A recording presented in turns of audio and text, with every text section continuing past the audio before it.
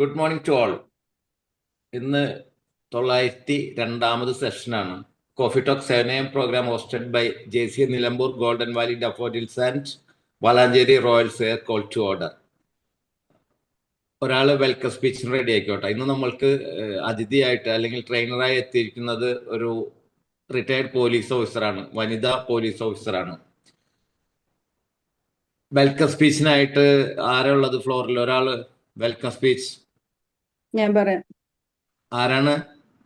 ആബിദയാണ്, Thiruvananthapuram. Yes, Abida മാം പറഞ്ഞോളൂ welcome speech. Thank you, Chairman. Thank you so much for the privilege.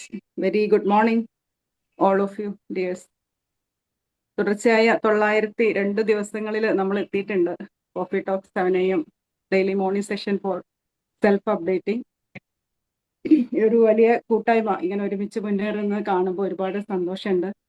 ഓരോ ദിവസവും പുതിയ പുതിയ അറിവുകളും പുതിയ പുതിയ കാര്യങ്ങളും പങ്കുവെച്ച് ഇതിന് വേണ്ടി പ്രയത്നിക്കുന്ന, ഇങ്ങനെ ഒരു പ്ലാറ്റ്ഫോം ഉണ്ടാക്കാൻ വേണ്ടി പ്രയത്നിക്കുന്ന എല്ലാവരെയും ഞാൻ അഭിനന്ദനം അറിയിക്കുകയാണ്. ഇന്നത്തെ ഈ ഒരു പ്രോഗ്രാമിലേക്ക് ആദ്യമായി നമ്മുടെ പ്രിയപ്പെട്ട ചെയർമാൻ മനോജ് സാറിനെ സ്നേഹപൂർവ്വം സ്വാഗതം ചെയ്യുന്നു.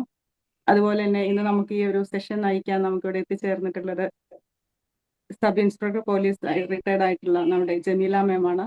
മാമിന്റെ സെഷൻ നമുക്ക് നേരത്തെ കിട്ടിയിട്ടുണ്ടെന്നാണ് ഞാൻ ഓർക്കുന്നത്.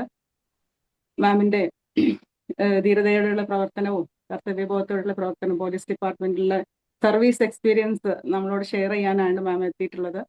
അതേറെ പ്രചോദനമായിരിക്കുമെന്നുള്ളതിന് യാതൊരു ഡൗട്ടും ഇല്ല. മാമിന്റെ അനുഭവ സമ്പത്തും അറിവും നമ്മളിലേക്ക് എത്തിക്കാൻ മാമിന് കഴിയട്ടെ, അത് ഉൾക്കൊള്ളാൻ നമുക്കും കഴിയട്ടെ എന്ന് ആശംസിക്കുന്നു. ഹെർട്ടി വെൽക്കം മാം. ഏറെ സ്നേഹത്തോടെ ബഹുമാനപൂർവ്വം മാമിനെ സ്വാഗതം ചെയ്യുന്നു ഈ ഒരു പ്ലാറ്റ്ഫോമിലേക്ക്. അതുപോലെ തന്നെ ഈ ഒരു പ്രോഗ്രാം വളരെ ഭംഗിയായി മുന്നോട്ട് കൊണ്ടുപോകുന്നതിന് വേണ്ടി ഇതിനുവേണ്ടി പരിശ്രമിച്ചു കൊണ്ടിരിക്കുന്ന എല്ലാ കോർഡിനേറ്റേഴ്സിനും, അതുപോലെ തന്നെ കോർഡിനേറ്റേഴ്സിന്റെ ഒപ്പം നിൽക്കുന്ന, ഇതിന്റെ പോസ്റ്റർ തയ്യാറാക്കുന്നതിനും മറ്റ് ട്രെയിനേഴ്സിനെ കണ്ടെത്തുന്നതിനും ഒക്കെ ആയിട്ട് ഈ ഒരു പ്രോഗ്രാം മുടങ്ങാതെ ഓരോ ദിവസം കൊണ്ടുപോകുന്നതിന് പ്രയത്നിക്കുന്ന എല്ലാവരെയും ഈ ഒരു പ്രോഗ്രാമിലേക്ക് സ്വാഗതം ചെയ്യുന്നു. അതുപോലെ ഈ ഒരു പ്രോഗ്രാം നമുക്ക് ഹോസ്റ്റ് ചെയ്തിരിക്കുന്നത് Valanchery Royals, JCI Valanchery Royals and Nilambur daffodils ആണ്. യെല്ലോ പ്രസിഡന്റ്സ്മാരായ നിതിൻ സാറിനെയും ജിനി മാമിനെയും ഈ ഒരു ഫ്ലോറിലേക്ക് സ്വാഗതം ചെയ്യുന്നു. അതുപോലെ ഇന്നത്തെ ക്വിസ് കോമ്പറ്റീഷന് നയിക്കാനായിട്ട് എത്തുന്ന സാറിനെയും സ്വാഗതം ചെയ്യുന്നു. അതുപോലെ ഈ ഒരു പ്രോഗ്രാം മുടങ്ങാതെ അറ്റൻഡ് ചെയ്തുകൊണ്ട് ട്രെയിനർക്ക് വേണ്ട പ്രചോദനം നൽകി ഈ ഒരു പ്രോഗ്രാമിന് എല്ലാ സപ്പോർട്ടും നൽകുന്ന JCI ആൻഡ് നോൺ JCI സുഹൃത്തുക്കൾക്കും അതുപോലെ തന്നെ പ്രഗത്ഭരായ ട്രെയിനർക്കും എല്ലാവരെയും ഈ ഒരു പ്ലാറ്റ്ഫോമിലേക്ക് സ്വാഗതം ചെയ്യുന്നു. നമുക്ക് കിട്ടുന്ന അറിവുകൾ പ്രായോഗിക തലത്തിൽ കൊണ്ടുവരാൻ നമുക്ക് കഴിയട്ടെ. Have a nice day. Over to chair. Thank you Abida ma'am. ഒരാളെ പോലും മിസ് ചെയ്യാതെ എല്ലാവരെയും വെൽക്കം പറഞ്ഞു. Thank you very much. ഇന്ന് നമ്മളുടെ ട്രെയിനർ എന്ന് പറയുന്നതിനേക്കാൾ ഒരു അതിഥിയായിട്ട് വന്നിരിക്കുന്ന ജമീല മാം. ജമീലയൊക്കെ താമരശ്ശേരിക്കാരിയാണ്, കോഴിക്കോട് ജില്ലയിലെ താമരശ്ശേരിയിൽ നിന്ന് വന്ന 1991 പോലീസിൽ ജോയിൻ ചെയ്തു. 2019 സബ് ഇൻസ്പെക്ടറായിട്ട് റിട്ടയറായി. 28 വർഷങ്ങളുടെ സേവന പാരമ്പര്യം, നമ്മുടെ നാടിനെ സേവിക്കാനുള്ള ഒരു അവസരമാണ് അവർക്ക് കിട്ടിയിട്ടുള്ളത്. ഒരു വനിതാ പോലീസ് ഓഫീസർ എന്ന നിലയിൽ മാഡം നടത്തിയ സേവനയാത്രയിലെ അനുഭവങ്ങൾ കേൾക്കാൻ ഞങ്ങൾ അതിയായ ആകാംക്ഷയോടാണ് കാത്തിരിക്കുന്നത്. കർത്തവ്യ നിർവഹണത്തിനിടയിൽ നേരിട്ട വെല്ലുവിളികളും അവയെ അതിജീവിച്ച നിമിഷങ്ങളും ജീവിതത്തെക്കുറിച്ചുള്ള വിലപ്പെട്ട പാഠങ്ങൾ ഞങ്ങൾക്ക് നൽകുമെന്നുള്ള കാര്യത്തിൽ യാതൊരു സംശയവുമില്ല. നിങ്ങളുടെ അനുഭവങ്ങൾ ധൈര്യത്തിന്റെയും ആത്മവിശ്വാസത്തിന്റെയും പ്രതിബദ്ധതയുടെയും ജീവിക്കുന്ന ഉദാഹരണങ്ങളാണ്. മാഡത്തിന്റെ വാക്കുകൾ അനേകം യുവ മനസ്സുകളിൽ പുതിയ സ്വപ്നങ്ങൾക്കും ഉയർന്ന ലക്ഷ്യങ്ങൾക്കും പ്രചോദനമാകുമെന്ന് ഞങ്ങൾ വിശ്വസിക്കുന്നു. വളരെ സ്നേഹത്തോടെയും അതിലേറെ ബഹുമാനത്തോടെയും മാഡത്തിന് ഈ വേദിയിലേക്ക് സ്വാഗതം ചെയ്യുന്നു. Ma'am, the floor is yours now, please. Good morning to all. കേൾക്കുന്നുണ്ടോ? ഹലോ, കേൾക്കുന്നുണ്ടോ? Good morning to all. ഇന്ന് ഞാൻ ഈ സെഷനിൽ വരാൻ കാരണം, ഞാൻ മുമ്പ് പിന്നെ ഒരു 2 മാസം മുമ്പ് ഒരു ഡിവിഷന്റെ ക്ലാസ്സിൽ എൻ്റെ ഒരു സുഹൃത്ത് എന്നോട് നിർബന്ധിച്ച പ്രകാരം ഞാൻ ഇങ്ങനെ ഒരു ടോക്ക് അതിൽ വെച്ചിട്ടുണ്ടായിരുന്നു. ഡിവിഷനിൽ സിജിയുടെ അപ്പൊ അത് കേട്ടിട്ട് ഒരു ഫസീല എന്ന് പറഞ്ഞ ഒരാൾ എന്നെ വിളിക്കണ്ടായി. തൃശ്ശൂരുള്ള ഫസീല എന്നൊരാൾ എന്നെ വിളിക്കണ്ടായി. അതിനുശേഷം ഞങ്ങളെ ചെയർമാൻ സാറ് പിന്നെ മനോജ് കുന്നോത്താളൻ സാറിനെ വിളിക്കും, മേഡത്തിനെ വിളിക്കും, ഇങ്ങനെ ഇങ്ങനെ സംസാരിക്കാവോ ചോദിച്ചു. അപ്പൊ ഞാൻ പറഞ്ഞ് പിന്നെ കുഴപ്പമില്ല, പിന്നെ പെരുന്നാളിന്റെ തിരക്കൊക്കെയാണ്, പെരുന്നാളിന്റെ മുമ്പേ ഞാൻ പറഞ്ഞത്. അപ്പൊ പെരുന്നാളിന്റെ തിരക്കൊക്കെ ആയതുകൊണ്ട് പെരുന്നാൾ കഴിഞ്ഞിട്ടാവാന്ന് പറഞ്ഞ്. അപ്പൊ അത് പ്രകാരമാണ്. എനിക്ക് ഒരാളെ ഇതിൽ പരിചയമില്ല, മുഖപരിചയമില്ല.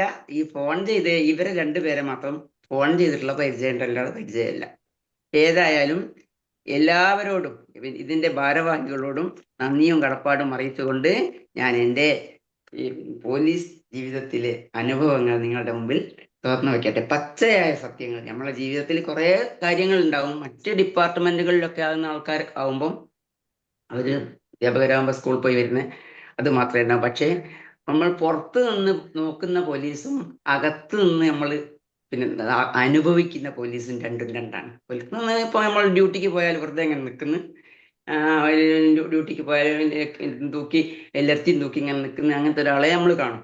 അതല്ല ഞാൻ അനുഭവിച്ച പോലീസ്, എൻ്റെ ജീവിതത്തിൽ ഞാൻ അനുഭവിച്ച പോലീസ് അതല്ല. അതിന്റെ കുറച്ച് ഭാഗങ്ങൾ ഞാൻ നിങ്ങൾക്കായിട്ട് ഷെയർ ചെയ്യട്ടെ. അതായത് തീർത്തും ഒരു യാഥാസ്ഥിതിക കുടുംബത്തിലാണ് ഞാൻ ജനിച്ചത്. വിദ്യാഭ്യാസം എല്ലാവർക്കും ഉണ്ട്, ഉമ്മച്ചിക്കും ഉണ്ട്. ഉമ്മച്ചി പഴയ 4ാം ക്ലാസ്, ഇപ്പം ഉമ്മച്ചി ജീവിച്ചിരിപ്പില്ല. പഴയ 4ാം ക്ലാസ്സാ. നന്നായിട്ട് എഴുതും, വായിക്കും, അത്യാവശ്യം പാടുകയൊക്കെ ചെയ്യും. അപ്പൊ തീർത്തും യാഥാസ്ഥിതിക കുടുംബത്തിൽ ജനിച്ച എനിക്ക് വീട്ടുകാർ വിദ്യാഭ്യാസം തന്ന് ഡിഗ്രി കഴിഞ്ഞതിന് ശേഷം എനിക്ക് അതിയായ ആഗ്രഹമായിരുന്നു ടീച്ചർ ആവാൻ. എനിക്കിപ്പോ ഇങ്ങനെ ടീച്ചേഴ്സിനെ കാണാൻ അങ്ങനെ കണ്ണ് മറയാതെ നോക്കിക്ക, അങ്ങനത്തെ ഒരു ഇഷ്ടമായി. അധ്യാപിക എന്ന് പറഞ്ഞാൽ എനിക്ക് ഭയങ്കര ഇഷ്ടം. അങ്ങനെ ആ സമയത്താണ് PSC കോൾ ഫോർ ചെയ്തത്, വനിതാ പോലീസിന്റെ. അപ്പൊ ഏടത്തിന്റെ ഭർത്താവ് വന്ന് പറഞ്ഞിങ്ങനെ PSC വിളിച്ചിട്ടുണ്ട്, എനിക്ക് പോയാലോ? ഞാൻ പറഞ്ഞത് പോലീസല്ലേ, അതിൽ പോകാൻ അതെന്താ പോലീസിന് ഭംഗി, ഒന്ന് പോയി നോക്ക്, എനിക്ക് പറ്റൂല്ലെങ്കിൽ തിരിച്ചു പോരാ. അങ്ങനെ പറഞ്ഞ് ഏതായാലും വേണ്ടിയില്ല. അതുപോലെയൊക്കെ നിർബന്ധത്തിന് വഴങ്ങി ഞാൻ ടെസ്റ്റ് എഴുതി, റിട്ടേൺ ടെസ്റ്റ് എഴുതി, ഫിസിക്കൽ ടെസ്റ്റ് കഴിഞ്ഞ്, മെഡിക്കൽ ചെപ്പൊക്കെ കഴിഞ്ഞ് അതിനുശേഷം റാങ്ക് ലിസ്റ്റ് വന്നപ്പോൾ എൻ്റെ നമ്പർ 6. അപ്പോൾ കോഴിക്കോട് ജില്ലേൻ്റെ എൻ്റെ നമ്പർ റാങ്ക് ലിസ്റ്റിൽ 6. അപ്പൊ എന്തായാലും അത് മാറുന്ന പ്രശ്നമില്ല. പിന്നെ ഒരു ഭാരിച്ച തുക അന്നും കൊടുക്കണില്ല. ഇപ്പം അന്ന് 10 ലക്ഷം സ്കൂളിൽ കൊടുക്കണം എന്ന് പറഞ്ഞാൽ B.Edന് പോകാൻ വേണ്ടി കൊടുക്കണം, അന്ന് 10 ലക്ഷം ഉണ്ടാക്കാൻ വളരെ ബുദ്ധിമുട്ടുള്ള കാലം. പക്ഷേ ആങ്ങളെ ഗൾഫിലൊക്കെ ആയതുകൊണ്ട് പിന്നെ ഇതിൽ പോകണ്ടെന്നൊക്കെ ആദ്യമൊക്കെ പറഞ്ഞു. അപ്പൊ ഞാൻ ഓർത്ത് വേണ്ട, ഒരു ജോലിയല്ലേ, വേറെ ഏതോ കിട്ടുകയാണെങ്കിൽ പിന്തിരിഞ്ഞ് പോരാ, അതിൽ ഒഴിവാക്കി പോരാ എന്നതിൽ ഞാൻ ഏതായാലും പിന്നെ പോലീസ് തന്നെ ചേരാൻ തീരുമാനിച്ചു, പോലീസിലേക്ക്. പിന്നെ അധ്യാപിക ആകാനുള്ള ആഗ്രഹം ഞാൻ മാറ്റിവെച്ച് ഞാൻ പോലീസ് ട്രെയിനിങ്ങിന് വേണ്ടി തിരുവനന്തപുരത്തേക്ക് വണ്ടി കയറി. 15/3/91 ഞാൻ പോലീസിൽ പോയത്. അങ്ങനെ 9 മാസത്തെ ട്രെയിനിങ് കഴിഞ്ഞതിന് ശേഷം ഞാൻ കോഴിക്കോട് റൂറൽ ജില്ലയിലെ വടകര പോലീസ് സ്റ്റേഷനിൽ കോൺസ്റ്റബിളായി ജോലിയിൽ പ്രവേശിച്ചു. അക്കാലത്തൊക്കെ ആദ്യകാലങ്ങളിലൊക്കെ കുറെ വിഷമം ഉണ്ടായിച്ചാല് അങ്ങനെ നമ്മള് അങ്ങനത്തെ ഒരു ചട്ടക്കൂടിൻ്റെ ഉള്ളിലല്ലല്ലോ നമ്മള്. വെച്ചാല് അങ്ങോട്ടരുത് ഇങ്ങോട്ടരുത് അങ്ങനെ ഇതാക്കുന്ന നമ്മള്. പിന്നെ എങ്ങോട്ടോ പോവുകയാണെങ്കിൽ നമ്മളെ വഴിക്ക് അങ്ങോട്ട് പോയി, അങ്ങനത്തെ ഇതല്ലേ. ഇതിപ്പോ ഒരു സ്ഥലത്ത് പോയി ഇപ്പം ഡ്യൂട്ടി കഴിഞ്ഞ് പോകാനായാൽ ചിലപ്പം പോകുന്ന സമയത്ത് ഇപ്പം പോകാൻ പറ്റില്ല, വേറെ ഡ്യൂട്ടി ഉണ്ട്. അപ്പൊ നമുക്ക് ഒരു മാനസികമായിട്ടൊരു ബുദ്ധിമുട്ടുണ്ടാക്കുന്ന, അതും പ്രത്യേകിച്ച് സ്ത്രീകളും ആകുമ്പോൾ. അപ്പം പിന്നെ അങ്ങനെ ആദ്യമൊക്കെ വിഷമം ഉണ്ടായി. പിന്നീട് ഫോഴ്സിന്റെ അതിന്റെ ഭാഗമായിട്ട് അങ്ങോട്ട് മാറി. ഫോഴ്സ് ജീവിതത്തിൽ മറ്റ് ഡിപ്പാർട്ട്മെന്റിൽ പോലെ ഒരിക്കലും വീട്ടിൽ വരാൻ കഴിയുമെന്ന് വിചാരിച്ച് ജോലിക്ക് പോകാൻ പറ്റില്ല. നമ്മളിപ്പോ മറ്റെല്ലാ ജോലികളും ബാങ്കിലായാലും സ്കൂളിലായാലും എവിടെ ആയാലും ഫോഴ്സിൽ ഉള്ള പോലെ ഞാൻ തിരിച്ചു വരും വീട്ടിലേക്ക്. മിലിറ്ററിയിലാകുമ്പോൾ പിന്നെ ഒരു സ്ഥലത്ത് നിൽക്കുന്ന ആൾക്കാരാണ്. അപ്പൊ ഇവർക്ക് വീട്ടിൽ വരാൻ പറ്റില്ല ഇവർക്ക് ഉറപ്പാ. പക്ഷെ നമ്മൾ നാട്ടിൽ ജോലി ചെയ്യുന്ന സമയത്ത് വീട്ടിൽ പോകാനാവുന്നുള്ളൊരു പ്രതീക്ഷയും വെച്ചാണ് നമ്മൾ നിൽക്കുക. അപ്പം വീട്ടിൽ വരാനാവുമെന്ന് വിചാരിച്ച് നമ്മൾ ജോലിക്ക് പോയിട്ടേ ഇല്ല. അങ്ങനെ കാരണം ഫോഴ്സിലെ ജോലിയുടെ ഘടന അങ്ങനെയാണ്. ഉത്സവങ്ങള്, പള്ളി പെരുന്നാളുകള്, ശബരിമല ഡ്യൂട്ടി. പിന്നെ ഞാൻ SI ആയിട്ട് പ്രൊമോഷനായി പോയത് വയനാട്ടിലാണ്. വയനാട്ടിൽ 5 കൊല്ലം ജോലി ചെയ്തിട്ടുണ്ട്. അപ്പം തിരുനെല്ലി കർക്കിടക വാവ് ഡ്യൂട്ടി, കൂടാതെ LNO ഡ്യൂട്ടി, പിന്നെ independence day parade, republic day parade, ഇതെല്ലാം ഇതിന്റെ ഭാഗം. അപ്പൊ അതൊക്കെ നമ്മൾ വെച്ചാല് പോലീസിലെ ഡ്യൂട്ടി ചെയ്യുന്നതിന്റെ പുറമെ നമ്മളെ ഭാരിച്ച ഉത്തരവാദിത്തമുള്ള കുടുംബമുണ്ട്. അത് മാത്രമല്ല, ഞാൻ 1 മാൻ ഷോ ഹസ്ബൻഡ് ഇവിടെ ഇല്ല, ഹസ്ബൻഡ് മിലിറ്ററിയിലാണ്. 2 കുട്ടികൾ, 1 വയസ്സിന്റെ വ്യത്യാസമുള്ള 2 ആൺകുട്ടികൾ. അപ്പം അവരെ നോക്കണം, വീട്ടിൽ പിന്നെ കുട്ടികളെ സംരക്ഷിക്കണം, കുട്ടികൾക്ക് വിദ്യാഭ്യാസം കൊടുക്കണം. അവർക്ക് വലുതായതിനു ശേഷം കേട്ടോ. ചെറുപ്പകാലത്തുള്ള പിന്നെ പറഞ്ഞിട്ട് കാര്യമില്ലല്ലോ. ചെറുപ്പകാലത്ത് എങ്ങനെയൊക്കെയോ ജീവിച്ച് എങ്ങനെയാണെന്ന് പോലീസിന്റെ ഇതില് പിന്നെ നമ്മളെ ജോലിന്റെ സ്വഭാവവും കുട്ടികളെ മനസ്സിലാക്കുന്ന ഒരാൾ വീട്ടിലെ വലിയ ബുദ്ധിമുട്ടുള്ള കാര്യമാണ് പെണ്ണുങ്ങളെ കാര്യത്തിൽ. അങ്ങനെ ഏതായാലും പിന്നെ ഈ ജോലിയൊക്കെ ചെയ്ത് കുട്ടികളെയും വളർത്തി മൂത്ത മോന് MA BEd കഴിഞ്ഞതാണ്. രണ്ടാമത്തെ മോന് ഫിസിക്കൽ എഡ്യൂക്കേഷൻ. രണ്ടാളും അധ്യാപകരായിട്ട് ജോലി ചെയ്യുന്നുണ്ട്. അൽഹംദുലില്ലാ, സന്തോഷം.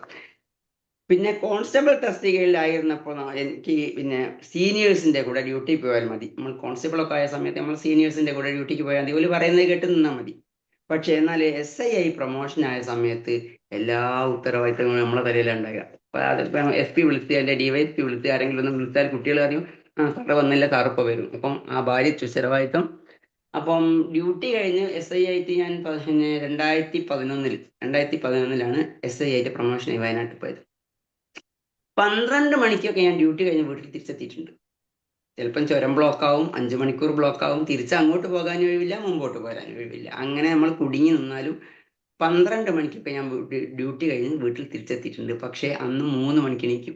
എല്ലാ ദിവസവും വയനാട്ടിൽ പോയ ജോലി ചെയ്ത സമയത്ത് മുഴുവൻ 3 മണിക്ക് എണീക്കും.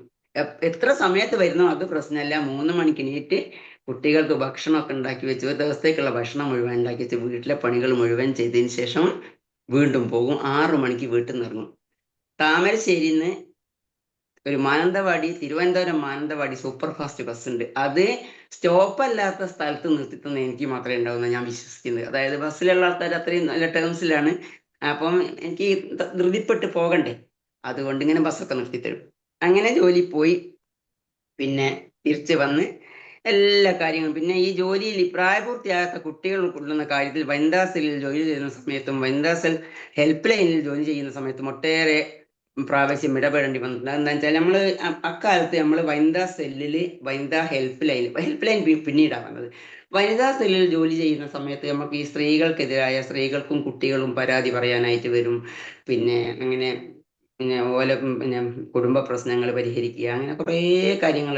ഈ പിന്നെ കുട്ടികൾ 18 വയസ്സിന് താഴെയുള്ള കുട്ടികൾ, ടീനേജായ കുട്ടികളോട് നമ്മളിപ്പം ഒരു കാര്യവും അങ്ങോട്ട് പറഞ്ഞിട്ട് കാര്യമില്ല. അപ്പം ആ പ്രായത്തിന്റെ ഇതുകൊണ്ട് ഇവര് അതിനെല്ലാം ഖണ്ഡിക്കും. അതാണ് മക്കളുടെ സ്വഭാവം. അപ്പം അങ്ങനെ 18 വയസ്സിന് താഴെയുള്ള കുട്ടികളൊക്കെ വന്നാൽ ഇവരെ കുറേ കാര്യങ്ങൾ പറഞ്ഞ് നമ്മൾ മനസ്സിലാക്കി കൊടുക്കും. കുറേ കാര്യങ്ങൾ ഇന്ന കാര്യങ്ങൾ ചെയ്യേണ്ടതുണ്ട്. അമ്മേനെ പിന്നെ വീട്ടുകാരറിയാതെ ഇപ്പം 18 വയസ്സായ കുട്ടികൾ ചിലപ്പം കടുത്ത പ്രേമമൊക്കെ ആയിട്ട് വരിക. ഞങ്ങൾ പറയും, പ്രേമം പിന്നെ ഒരാളോട് ഇഷ്ടമുണ്ടെങ്കിൽ ഇഷ്ടപ്പെടുന്ന ഒരു കുറ്റമല്ല. നമ്മളിപ്പോൾ ഒരാളെ ഇഷ്ടപ്പെടുന്നത് നമ്മളൊരു കുറ്റമായിട്ട് കണക്കാക്കാൻ പറ്റില്ല. പക്ഷേ ആ ഇഷ്ടം 19 വയസ്സായ ഒരു ആൺകുട്ടിയാണെങ്കിൽ പിന്നെ കല്യാണം കഴിക്കാനായിട്ടില്ല, കല്യാണപ്രായമല്ല. 19 വയസ്സായ പെൺകുട്ടിനെ കല്യാണം കഴിച്ച് കൊടുക്കാൻ ഇപ്പം പറ്റൂല, എന്നാലും പ്രായം അങ്ങനെ വിചാരിക്കുക. പക്ഷേ ആ ഇഷ്ടം നിങ്ങളെ കയ്യിലുണ്ടെങ്കിൽ ആ ഇഷ്ടമായി തന്നെ നിൽക്കട്ടെ. പഠനം കഴിഞ്ഞതിന് ശേഷം അത് തുടരാ എന്നൊക്കെ പറഞ്ഞ് മക്കളെ സമാധാനിപ്പിച്ച് വിടും. ഈ 18 വയസ്സിന് താഴെയുള്ള കുട്ടികൾക്ക് 4 പ്രത്യേകതകളുണ്ട്. അതിലൊന്ന്, വേണ്ടാത്ത കാര്യത്തിന് ബുദ്ധി. ഉപദേശം ഇഷ്ടമല്ല, ഒരാളെ ഉപദേശം ഇഷ്ടം ഉണ്ടാവില്ല. ധൈര്യം കൂടുതലായിരിക്കും. പിന്നെയോ ഞാൻ മാത്രം ശരി എന്ന തോന്നൽ, സ്വയം കേന്ദ്രീകൃത ചിന്ത, ഇതുണ്ടായ കുട്ടികൾക്ക്. അപ്പോൾ അവരോട് ഇതത് പറഞ്ഞ് പിന്നെ ഓരോരോ അമ്മമാരിങ്ങനെ കുട്ടികളെ ആയിട്ട് കരഞ്ഞൊക്കെ വരും. ഇങ്ങനെ നല്ലോണം പഠിക്കുന്ന കുട്ടിയായിരുന്നു, ഇങ്ങനെ പ്രേമിച്ച് പോയി, അങ്ങനെ. അപ്പോൾ നമ്മളിങ്ങനെ വിളിച്ച് വരുത്തി പോലെ നല്ലോണം തലോടിക്കൊണ്ട് ചോദിക്കും, മക്കളെ സ്കൂളിൽ പഠിക്കണ്ടേ, അമ്മേനെ ഇഷ്ടമല്ലേ, അങ്ങനെയൊക്കെ ചോദിച്ചതിന് ശേഷം നമ്മളിങ്ങനെ മാതൃപഞ്ചകഞ്ഞി വായിച്ചിട്ടുണ്ടോ എന്നൊക്കെ ചോദിക്കും ഞാൻ. അപ്പം ഇല്ല. അപ്പോൾ ഞാൻ പറഞ്ഞു, ശങ്കരാചാര്യര് എഴുതിയതാണ് മാതൃപഞ്ചകം. ശങ്കരാചാര്യര് പിന്നെ ഇങ്ങനെ വലിയ തപസ്സിലിരിക്കുന്ന സമയത്ത് ശങ്കര എന്നൊരു വിളി കേട്ട്, ഒരു അശരീരി കേട്ട് നോക്കുന്ന സമയത്ത് ഇത് അമ്മേൻ്റെ സൗണ്ടാണല്ലോ എന്ന് കേട്ട് ശങ്കരാചാര്യർ തപസ്സിൽ നിന്ന് തിരിച്ചു പോന്നു.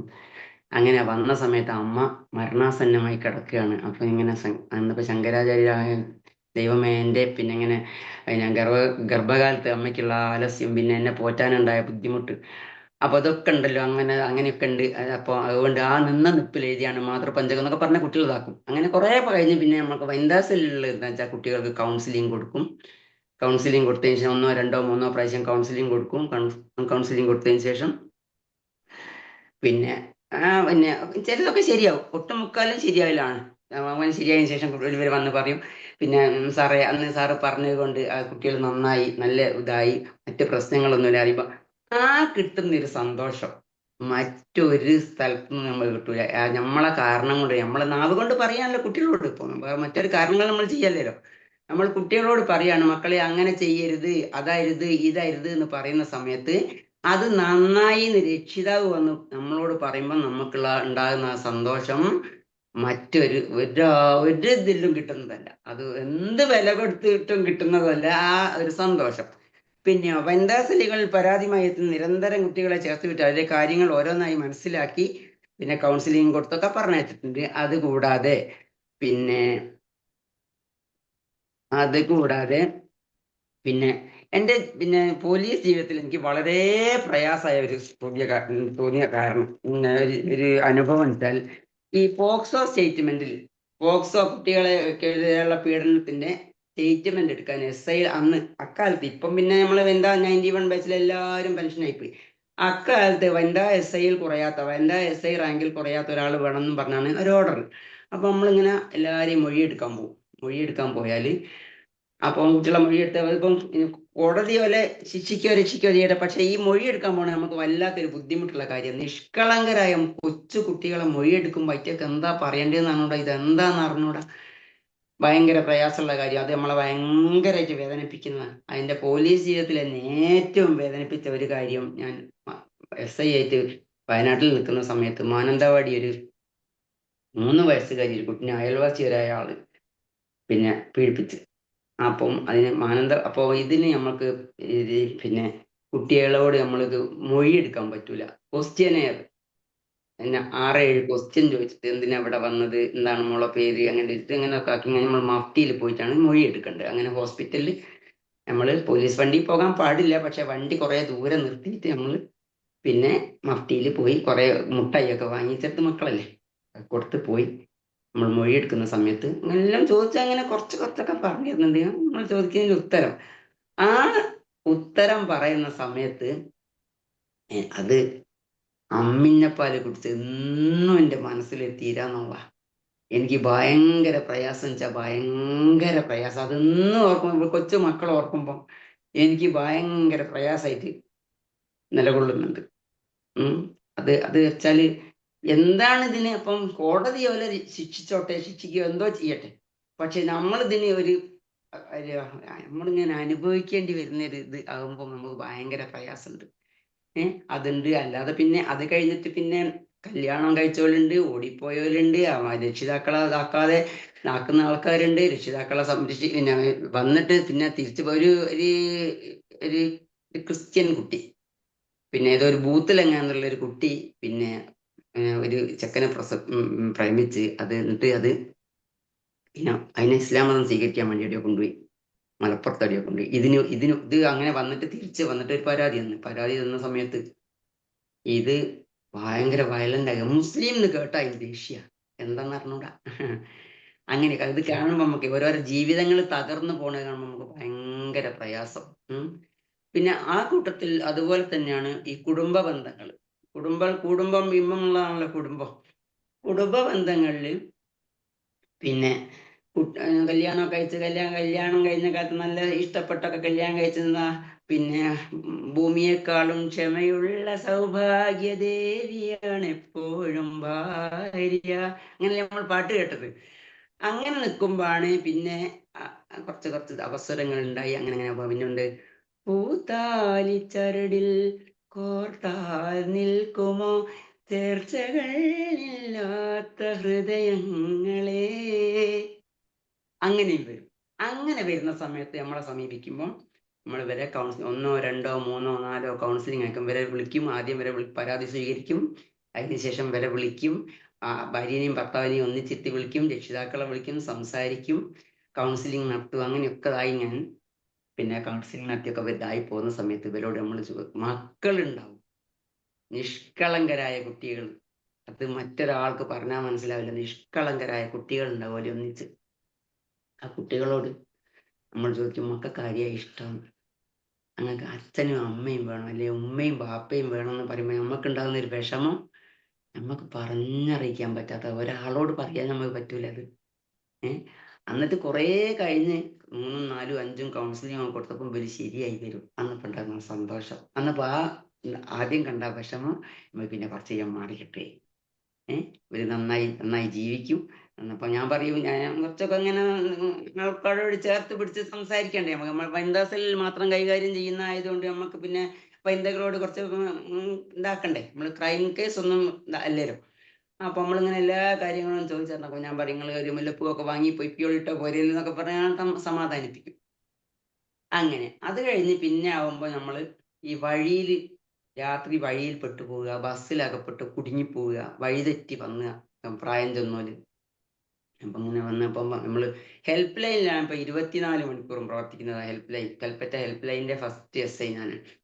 അപ്പൊ ഈ ഹെൽപ്പ് ലൈനിലായപ്പോ നമ്മളങ്ങനെ വിളിക്കുക, അവിടെ ആളുണ്ട്, ഇപ്പുറത്തെ ആളുണ്ട്, അപ്പുറത്ത് ഭ്രാന്തുള്ളുണ്ട്, ഇപ്പുറത്ത് മറ്റുണ്ട്, അല്ലെങ്കിൽ പറഞ്ഞങ്ങനെ കുറെ എല്ലാ ഇതിലും വിളിക്കും. നമ്മളെല്ലാത്തിനും ഓടിയെത്തണം. അല്ലെ ആദിവാസി കുടുംബങ്ങളിലൊക്കെ പോകണം. കുട്ടികൾ സ്കൂൾ പോകാത്തതിന് സ്കൂളിൽ കുട്ടികൾ പറഞ്ഞേക്കുന്നത് നമ്മളൊരു കടമ കഴിഞ്ഞപ്പോൾ നമ്മളിങ്ങനെ പോകും. അപ്പം ഒരു കുട്ടി, മേപ്പാടി ചെമ്പോത്തറ എന്ന് പറഞ്ഞൊരു കോളനി ഉണ്ട്. ആ കോളനി രാധിക എന്ന് പറഞ്ഞ കുട്ടീനെ 5 പ്രാവശ്യം ഞാൻ പിന്നെ സ്കൂളിൽ കൊണ്ടാക്കിയിട്ടുണ്ട്.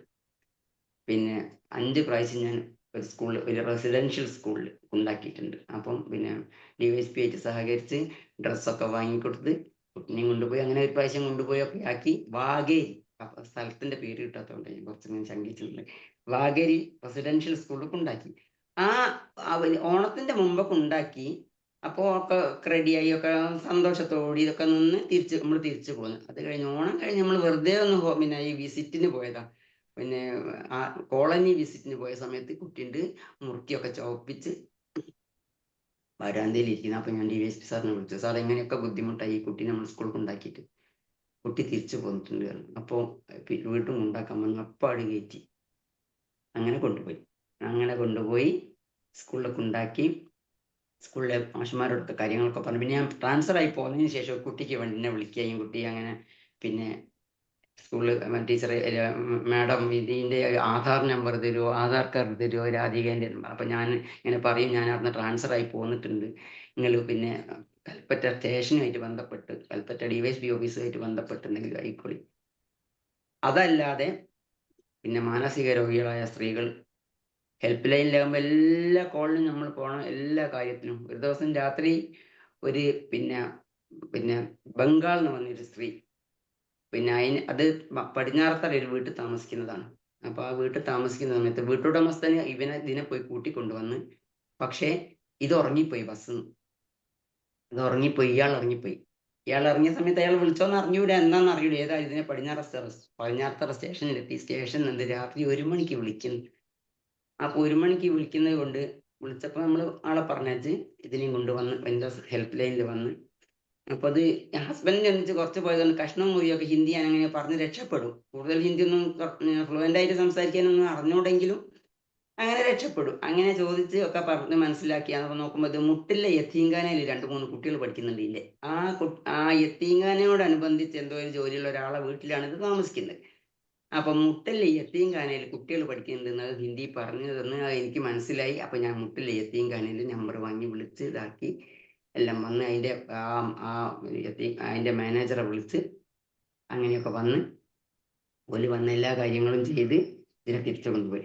അങ്ങനെയൊക്കെ ആകുമ്പോൾ നമുക്കുള്ള സന്തോഷം മറ്റൊരാളോട് വിവരിക്കാൻ പറ്റുന്നതല്ല. പോലീസ് ജീവിതത്തിൽ എന്തൊക്കെയോ ബുദ്ധിമുട്ടുകൾ ഉണ്ടാച്ചാൽ നമ്മൾ വീട്ടിൽ നിന്ന് പോണ നേരം വീട്ടിലെ കാര്യങ്ങൾ നോക്കണം. പറ്റാത്ത വെച്ചാല് പിന്നെ വീട്ടിലെ എല്ലാ കാര്യത്തിനും നമ്മൾ പിന്നെ അല്ലാത്ത കാര്യങ്ങൾ നമ്മൾ ചെയ്യും. പക്ഷെ വീട്ടിലൊരു കല്യാണോ, അടുത്ത വീട്ടിലൊരു കല്യാണോ, ഒരു മരണോ, മരിച്ച വീട്ടിൽ ഞാൻ പോകലുണ്ട് കേട്ടോ. എന്തെങ്കിലുമൊക്കെ ഒരു പെർമിഷനെങ്കിലും വാങ്ങിയാൽ പോകും. പക്ഷെ കല്യാണത്തിന്, വീട്ടിലൊരു കല്യാണോ വേറെ എന്തെങ്കിലും ഒരു കാര്യം, ഒരു ഹജ്ജിന് പോക്കോ ഉണ്ടെങ്കിൽ ആ സമയത്ത് നമുക്ക് ലീവ് കിട്ടൂല. അപ്പൊ ലീവ് കിട്ടിയില്ല. പിന്നെ നമ്മളെ ഈ ജോലിന്റെ ഭാഗമാണിത്. നമ്മളതിന് വേവലാതിപ്പെട്ടൊരു കാര്യമല്ലല്ലോ. നമ്മളെ ജോലിന്റെ ഭാഗമാണിത്. അതുകൊണ്ട് ഈ ജോലി നമ്മളേതായാലും നമുക്ക് സേവനം ചെയ്യുന്നത് അതും ഒരു പുണ്യമുള്ള കാര്യമാണ്. അതുകൊണ്ട് അത് കാര്യമാക്കൂല.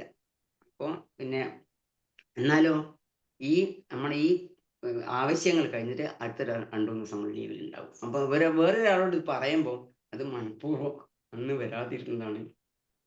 ഈ കാര്യം, ഈ ലീവ് മുന്നേ എടുത്തുകൂടെ എന്നാണ് ഓരോ ചോദ്യം ഉണ്ടാകുക. അപ്പൊ അതിനൊന്നും പ്രസക്തി ഇല്ല. അതൊക്കെ നമ്മൾ പിന്നെ കുറെ അങ്ങോട്ട് എത്തിയപ്പം സർവീസ് ഒക്കെ ആയ സമയത്ത് നമുക്ക് മനസ്സിലായി ഇതിപ്പോ ഒന്നും ആയിട്ട് കാര്യമില്ല. നമ്മൾ ഈ ജോലി തന്നെയാണല്ലോ നമുക്ക് അള്ളാഹു വിധിച്ച അരി. അപ്പൊ അത് നമ്മളെ തട്ടുമുട്ടും കൂടാതെ ഒന്നും ഒരു പ്രശ്നം കൂടാതെ ഇത് വാങ്ങി ഇതാക്കണം. അത് മാത്രമല്ല പൊതുജനങ്ങളെ സേവിക്കുകയും വേണം. അപ്പൊ അങ്ങനെ ഈ പരേഡിനൊക്കെ ഈ IDRD പരേഡിനൊക്കെ അന്ന് വയനാട്ടിൽ ഞാൻ മാത്രമേ വനിതാ SI ഉണ്ടായിരുന്നുള്ളൂ. അപ്പൊ ഞാനാണ് കമാൻഡിങ് ഓഫീസർ, കമാൻഡർ. അപ്പം വനിതാ പ്ലട്ടൂണിന്റെ കമാൻഡർ ഞാനാണ്. അപ്പൊ 5 ദിവസത്തെ പരേഡ് പ്രാക്ടീസ് ഉണ്ടാവും. അത് ഒരു പ്രാവശ്യം നോമ്പ് പെരുന്നാളിന്റെ പിറ്റേ ദിവസം ഉണ്ടായത് ആ പരേഡ് പ്രാക്ടീസിന്. പിന്നെ നമ്മൾ പോകും, രാവിലെ ഇവിടുന്ന് പോകും, അല്ലെങ്കിൽ വയനാട്ടിൽ പോയി സ്റ്റേ ചെയ്യും. ഇവിടെ കുട്ടികളെ ഇവിടെ ഏൽപ്പിക്കും. അപ്പൊ കുട്ടികളോട് പറഞ്ഞു കൊടുക്കും എന്ത്, ഞാനിവിടെ ഇല്ല, 2 ആൺകുട്ടികളാണ്, സ്കൂൾ പോണതാണ്, എല്ലാ സൗകര്യങ്ങളും ഉണ്ട്. മറ്റുള്ള ഡിപ്പാർട്ട്മെന്റിലുള്ള ആൾക്കാരാണെങ്കിൽ വീട്ടിലുണ്ടാകില്ല. കുട്ടികൾക്ക് അറിയും പിന്നെ ഇതിപ്പോ എപ്പോഴാ വരിക എന്നുള്ളതൊക്കെ, ഇന്ന് അല്ലെ പോയാൽ വരിക എന്നുള്ള കാര്യം മക്കൾക്കറിയാം. അപ്പൊ ഞാൻ കുട്ടികളോട് പറഞ്ഞു കൊടുക്കും. കുറച്ച് വലുതായതിനു ശേഷം ഞാൻ പറഞ്ഞു കൊടുക്കും, മക്കള് പിന്നെ നമ്മളെ ജോലിന്റെ ഭാഗത്താണ്, ഉമ്മച്ചും പാപ്പച്ചും ഒന്നും പുരയിലില്ല. അതുകൊണ്ട് മക്കള് നിങ്ങളെ കാരണം കൊണ്ട് മറ്റൊരാള് ചീത്തയാവാൻ പാടില്ല. ഒരു കുട്ടി നിങ്ങളെ കാരണം കൊണ്ട് ചീത്തയാവാൻ പാടില്ല. മാത്രവുമല്ല, പിന്നെ ഒരു പെൺകുട്ടിനെ കാണുന്ന സമയത്ത് നിങ്ങൾക്ക് ഒന്നും തോന്നാൻ പാടില്ല. അത് എൻ്റെ പെങ്ങളാണെന്നേ തോന്നാൻ പാടില്ല. മാത്രവുമല്ല, ഇന്റെ പെങ്ങളാണ് ഈ വേറൊരാൾ ഉപദ്രവിക്കുന്നതെങ്കിൽ നിങ്ങളെ മനോഭാവം എന്തായിരിക്കും നിങ്ങൾ ചിന്തിച്ചാൽ മതി. അതിലപ്പുറം പെൺകുട്ടിയോടൊന്നും ആയൊന്നും നിങ്ങളെ കാരണം ഒരാൾ നന്നാകുക എന്നല്ലാതെ ഒരാൾ ചീത്തയാവാൻ പാടില്ല. അങ്ങനെ ഞാൻ മക്കൾക്ക് ഉപദേശം കൊടുക്കും. അത് കഴിഞ്ഞ് പിന്നെ ഇവിടെ വന്നാൽ ഇപ്പൊ ഞാൻ കുട്ടികളോട് പറയും, കർക്കശമായിട്ട് പറയും. വെച്ചാല് അകത്ത് നിർത്തേണ്ടവരെ മാത്രമേ അകത്തേക്ക് വിളിക്കാവൂ, പുറത്ത് നിർത്തേണ്ട ആൾക്കാരെ പുറത്ത് മാത്രം വിളിക്കണം എന്ന്. പിന്നെ ഇവിടെ വാങ്ങുന്ന ചെരുപ്പിന്റെ അടിഭാഗമൊക്കെ ഞാൻ നോക്കും, ഇതിന്റെ സോള് എങ്ങനെയാണ്. അതല്ലാത്തൊരു സോളുള്ള അടയാളം ഇവിടെ കണ്ട ഞാൻ അന്ന് കുട്ടിയോട് ചോദിക്കും. അതൊരു പിന്നെ ക്രൂരത ചെയ്യുന്ന ഒന്നുമല്ല. കുട്ടിയോട് ചോദിക്കുക എന്താണെന്ന് വെച്ചാൽ അങ്ങനത്തെ കൂട്ടുകെട്ടാണല്ലോ ഇത്. അപ്പൊ അതായത് ഇവർക്ക് പിന്നെ ഞങ്ങൾ വീട്ടിലില്ലാത്തത് കൊണ്ട്, പാപ്പയും ഉമ്മയും വീട്ടിലില്ലാത്തത് കൊണ്ട് പൈസ കിട്ടും അങ്ങനെ വിചാരിക്കുന്ന കുട്ടികളും ഉണ്ടാകുമല്ലോ. ഇവരോട് പൈസ കിട്ടും, അതുകൊണ്ട് ഇവരോട് എന്തെങ്കിലും കാര്യങ്ങൾ പറഞ്ഞാൽ സാധിക്കുന്നുള്ള ആ അതില് ഉണ്ടാകുമല്ലോ. അപ്പൊ അതുകൊണ്ട് അങ്ങനെ ഇടാൻ പറ്റൂല, അങ്ങനെ ആവാൻ പറ്റൂല, അങ്ങനെ പറഞ്ഞിട്ട് കുട്ടികളോടാക്കും. ഞാൻ പറയും, നിങ്ങൾ എന്ത് കാര്യം ചെയ്യുന്നോ അപ്പൊ നിങ്ങൾക്ക് നിന്റെ ഉമ്മച്ചിന്റെ മുഖം നിങ്ങൾക്ക് ഓർമ്മ വരണം. അത് മാത്രമല്ല, നിങ്ങളെ സ്വാധീനിച്ച സ്ത്രീ ഏതാണെന്ന് ചോദിച്ചാൽ ഉമ്മച്ചി മാത്രമേ നിങ്ങൾക്ക് ഉത്തരം പറയാനുണ്ടാവും. അതിലപ്പുറം നിങ്ങൾക്ക് ഉത്തരം പറയാനുണ്ടാവില്ല. അങ്ങനെ അത് കഴിഞ്ഞ് അങ്ങനെ കുട്ടികളെയും പറഞ്ഞതാക്കും, അല്ലാത്തവരെയും പറഞ്ഞതാക്കും. അല്ലാതെ ഈ ആദിവാസി കോളനികളിൽ നമ്മൾ പോയാൽ ആദിവാസി കുട്ടികൾ ഡിഗ്രി ഒക്കെ കഴിഞ്ഞിട്ടുണ്ട്, നല്ല കഴിവുള്ള ആൾക്കാരൊക്കെ ഉണ്ട്. പക്ഷെ അവർക്ക് ഇതിനെ പറ്റിയൊന്നും അറിയണം. അങ്ങനെ എത്രയോ കുട്ടികൾ നമ്മൾ PSC കോച്ചിങ് സെന്ററിൽ ഫ്രീ ആയിട്ട് PSC കോച്ചിങ് സെന്ററിൽ ക്ലാസ് എടുക്കലുണ്ടായി. അന്ന് എത്രയോ കുട്ടികൾ നമ്മൾ കൊണ്ടുവന്ന് PSC കോച്ചിങ് സെന്ററിലൊക്കെ ചേർത്തിട്ടുണ്ട്. അല്ലാതെ ഈ പ്രായം ചെന്ന ആൾക്കാരൊക്കെ രാത്രി സമയത്തൊക്കെ ഇങ്ങനെ വന്ന് പിന്നെ വഴിതെറ്റിപ്പോവും, പിന്നെ ബസ്സിൽ നിന്നൊക്കെ ഇതായി പോകും. ചിലപ്പം പോയിരുന്നതാണോ എന്താന്ന് അറിഞ്ഞൂടാ. ഏതായാലും വിളി വരിക നമുക്കാണ്. അങ്ങനെ വിളി വന്നാൽ പിന്നെ കുറെ പ്രായമുള്ള ഒരു ഉമ്മ ഇപ്രാവശ്യം കൽപ്പറ്റ ബസ് സ്റ്റോപ്പിലുണ്ടെന്ന് പറഞ്ഞ് വിളി വന്ന്. അപ്പൊ നമ്മൾ പോയി എന്നെയും കൊണ്ട് അതിന്റെ വീട്ടിൽ ഉണ്ടാക്കി. വീട്ടിൽ നിന്നാൽ റോഡിൽ മേൽ വണ്ടി നിർത്തിയിട്ട് കുറേ ദൂരം പോകണം. കുറേ ദൂരം പോയി അതിനെ ഉണ്ടാക്കി. അതൊക്കെ ഭയങ്കര ഒരു സന്തോഷമുള്ള കാര്യം വെച്ചാൽ ഭയങ്കര സന്തോഷമുള്ള കാര്യമാണ്. അപ്പോ ബുദ്ധിമുട്ടുകൾ ഏറെ ഉണ്ട്. പോലീസിന്റെ ജീവിതത്തിൽ ബുദ്ധിമുട്ടുകൾ കുറേ ഉണ്ട്. മക്കളെ പോറ്റാനും കുടുംബിനിയായി നിൽക്കുമ്പോൾ അതൊക്കെ ഉണ്ട്. പക്ഷേ അതൊക്കെ തരണം ചെയ്ത് ഇത് എൻ്റെ ജോലിന്റെ ഭാഗമാണ്, ഇത് എൻ്റെ സേവനത്തിന്റെ ഭാഗമാണെന്ന് മനസ്സിലാക്കി പിന്നെ നല്ല നിലയിൽ ജോലി ചെയ്ത് ആക്കിയിട്ടുണ്ട്. അത് പിന്നെ നമ്മള് പിന്നെ ആറ്റുകാൽ പൊങ്കാല ഡ്യൂട്ടിക്ക് പോയിട്ടുണ്ട്. പൊങ്കാല ഡ്യൂട്ടിക്ക് പോയാൽ പെരുന്നാൾ കഴിഞ്ഞ് പിറ്റേ ദിവസം നമ്മൾ സ്റ്റേഷനിൽ ചെന്ന സമയത്താണ് പറഞ്ഞത്, ജമീൽ സാർ നിങ്ങൾക്ക് തിരുവനന്തപുരത്ത് ഡ്യൂട്ടി ഉണ്ട്. എന്ത് ചെയ്യണം എന്ന് അറിഞ്ഞൂടെ. നമ്മളിപ്പോ പെരുന്നാളിന്റെ ലീവ് കഴിഞ്ഞ് അങ്ങോട്ട് ചെന്നാൽ ഈ മക്കളെ എന്ത് ചെയ്യണം നമുക്ക് മനസ്സിലാകുന്നില്ല. ഞാൻ ചില സമയത്ത് ഇങ്ങനെ തമാശ രൂപേണ പറയും, പ്രസവിച്ച മക്കളെ വയറ്റി കയറ്റാൻ പറ്റുമെങ്കിൽ ആദ്യം കയറ്റുന്ന തള്ള ഞാനായിരിക്കും. അതായത് ഹസ്ബൻഡിന്റെ വീട്ടിൽ ഉമ്മച്ചിക്ക് സുഖമില്ല, പിന്നെ കുറെ കാലം എൻ്റെ വീട്ടിലാണ് നോക്കിയത്. പിന്നെ ഇത് മക്കളെയും കൊണ്ട് അങ്ങോട്ടും നേരത്തെ ഇപ്പോൾ സൗകര്യങ്ങളൊന്നുമില്ലല്ലോ, വാഹന സൗകര്യങ്ങളും ഇല്ല, ഫോൺ സംവിധാനങ്ങളില്ല. അപ്പൊ ഈ മക്കളെ നമുക്ക് വളർത്തണ്ട, എന്തായാലും മക്കളെ ഉണ്ടാക്കാൻ പറ്റില്ലല്ലോ. അപ്പോ ഈ മക്കളെ കൊണ്ട് ചിലപ്പോൾ വന്ന് എന്താ ചെയ്യാനുള്ള ഒരു നിമിഷം ഇങ്ങനെ നിന്നിട്ട് പിന്നെ പോകാൻ തീരുമാനിച്ചു. പോകല്ലേ, ഡ്യൂട്ടിട്ടാ പോകാണ്ടിരിക്കാൻ പറ്റില്ലല്ലോ. അത് ഞാൻ വീട്ടിൽ വിളിച്ചു പറഞ്ഞ് പിന്നെ ഒരു മകനെ ഇവിടെ വന്ന് കൊണ്ടുപോകാൻ. മറ്റേ ഏഴ് ടീച്ചറാണ്. അപ്പൊ ടീച്ചറോട് പറഞ്ഞു സ്കൂളിൽ പോകുന്ന കുട്ടിയെ നിങ്ങൾ നോക്കണം, സ്കൂളിൽ പോകണം. അപ്പൊ അവിടെ ആക്കി അങ്ങനെ നമ്മൾ പോകും. ഇത് ഇങ്ങനെയൊക്കെ ആക്കി രണ്ട് വീട്ടിലാക്കി പോയാലും പോകുന്ന സമയത്ത് നമുക്ക് പ്രശ്നങ്ങളൊന്നുമില്ല, നമ്മുടെ ഡ്യൂട്ടി അല്ലേ, അത് നമ്മൾ നല്ലതിൽ ചെയ്യും. പക്ഷെ നമ്മൾ ഈ പുറത്ത് നിന്ന് കാണുന്ന ആൾക്കാർ വിചാരിക്കും പോലീസിലെ ജോലി പറഞ്ഞാൽ നമ്മൾ ഡ്യൂട്ടിക്ക് പോയി കഴിഞ്ഞാൽ. പോലീസിൽ സർഗാത്മകത എത്രയോ ഉള്ള ആൾക്കാരുണ്ട്, പാട്ട് പാടുന്നവരുണ്ട്, അഭിനേതാക്കളുണ്ട്, അല്ലാണ്ട് ഇഷ്ടം പോലെ തമാശ പറയുന്ന ആൾക്കാരുണ്ട്. നമ്മളിങ്ങനെ കൂട്ടം കൂടി നിന്ന് തമാശ പറയുന്നിരിക്കും. ഇപ്പം ഒരു എന്തെങ്കിലും ഒരു പ്രശ്നം, ഒരു ഉപരോധോ അല്ലെങ്കിൽ ഒരു ലോ ആൻഡ് ഓർഡർ ഡ്യൂട്ടി ഉണ്ടാകുകയാണെങ്കിൽ ആദ്യത്തെ പോലീസ് സംഘങ്ങൾ എല്ലാവരും കാണുന്നതല്ലേ. പോലീസ് നേരത്തെ വന്ന് നിൽക്കും. ഇപ്പോൾ ചിലപ്പോൾ പോലീസിനെ കണ്ടിട്ടായിരിക്കും ആൾക്കാർ മനസ്സിലാക്കുന്നത് ഇവിടെ എന്തോ ഒരു പരിപാടി ഉണ്ട്.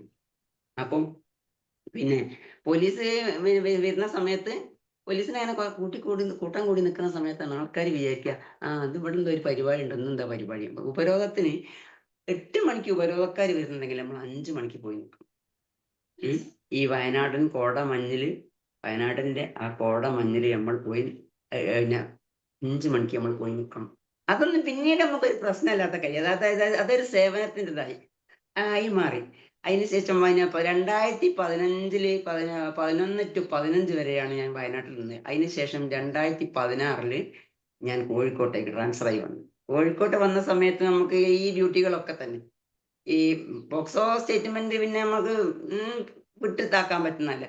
പക്ഷെ ഇതിലൊക്കെ എങ്ങനെയൊക്കെ ഇതായാലും നമ്മൾ വിചാരിക്കുന്നത് നമ്മൾ ആ പോലീസിന്റെ ജോലി ചെയ്ത കാലത്ത് ആത്മാർത്ഥമായിട്ട് ജോലി ചെയ്ത് എന്നൊരു ഒരു ചാരിതാർത്ഥ്യം ഇപ്പോഴും ഉണ്ട്. ആ ഒരു സന്തോഷം മുഖത്ത് നമ്മൾ ആരും ഇപ്പം എന്നെ അങ്ങനെ ഇതായിച്ചാൽ നമ്മൾ ഇങ്ങോട്ട് ആരോ വന്നെന്തെങ്കിലും പറഞ്ഞാൽ നല്ല നല്ല നിലയിൽ പെരുമാറി എന്തെങ്കിലും സഹായിക്കാനുള്ള ഒരു മനസ്സ് എന്നല്ലാതെ മറ്റ് വേറെ ഇതിലും എന്നെ പോലീസിൽ അറിയപ്പെടില്ല. ചിലപ്പോൾ നിങ്ങൾ കേൾക്കുന്ന പോലീസുകൾ മറ്റും പലതും ഉണ്ടാവാം, അതൊന്നും നമ്മൾ നിഷേധിക്കുന്നില്ല. പക്ഷേ അങ്ങനെ അപ്പോൾ നമ്മൾ പിന്നെ ഈ കുട്ടികളെ സ്റ്റേറ്റ്മെന്റ് എടുക്കാൻ പോയാലും അല്ലാതെ പോയാലും അല്ലാത്ത ഡ്യൂട്ടിക്ക് പോയാലും നല്ല ആത്മാർത്ഥതയോടുകൂടി ജോലി ചെയ്ത് നല്ല നിലയിൽ രക്ഷിതാക്കൾ ഒരു അമ്മ എത്രയോ പ്രാവശ്യം ഇപ്പോഴും വിളിക്കലുണ്ട് ഇങ്ങനെ വന്ന്.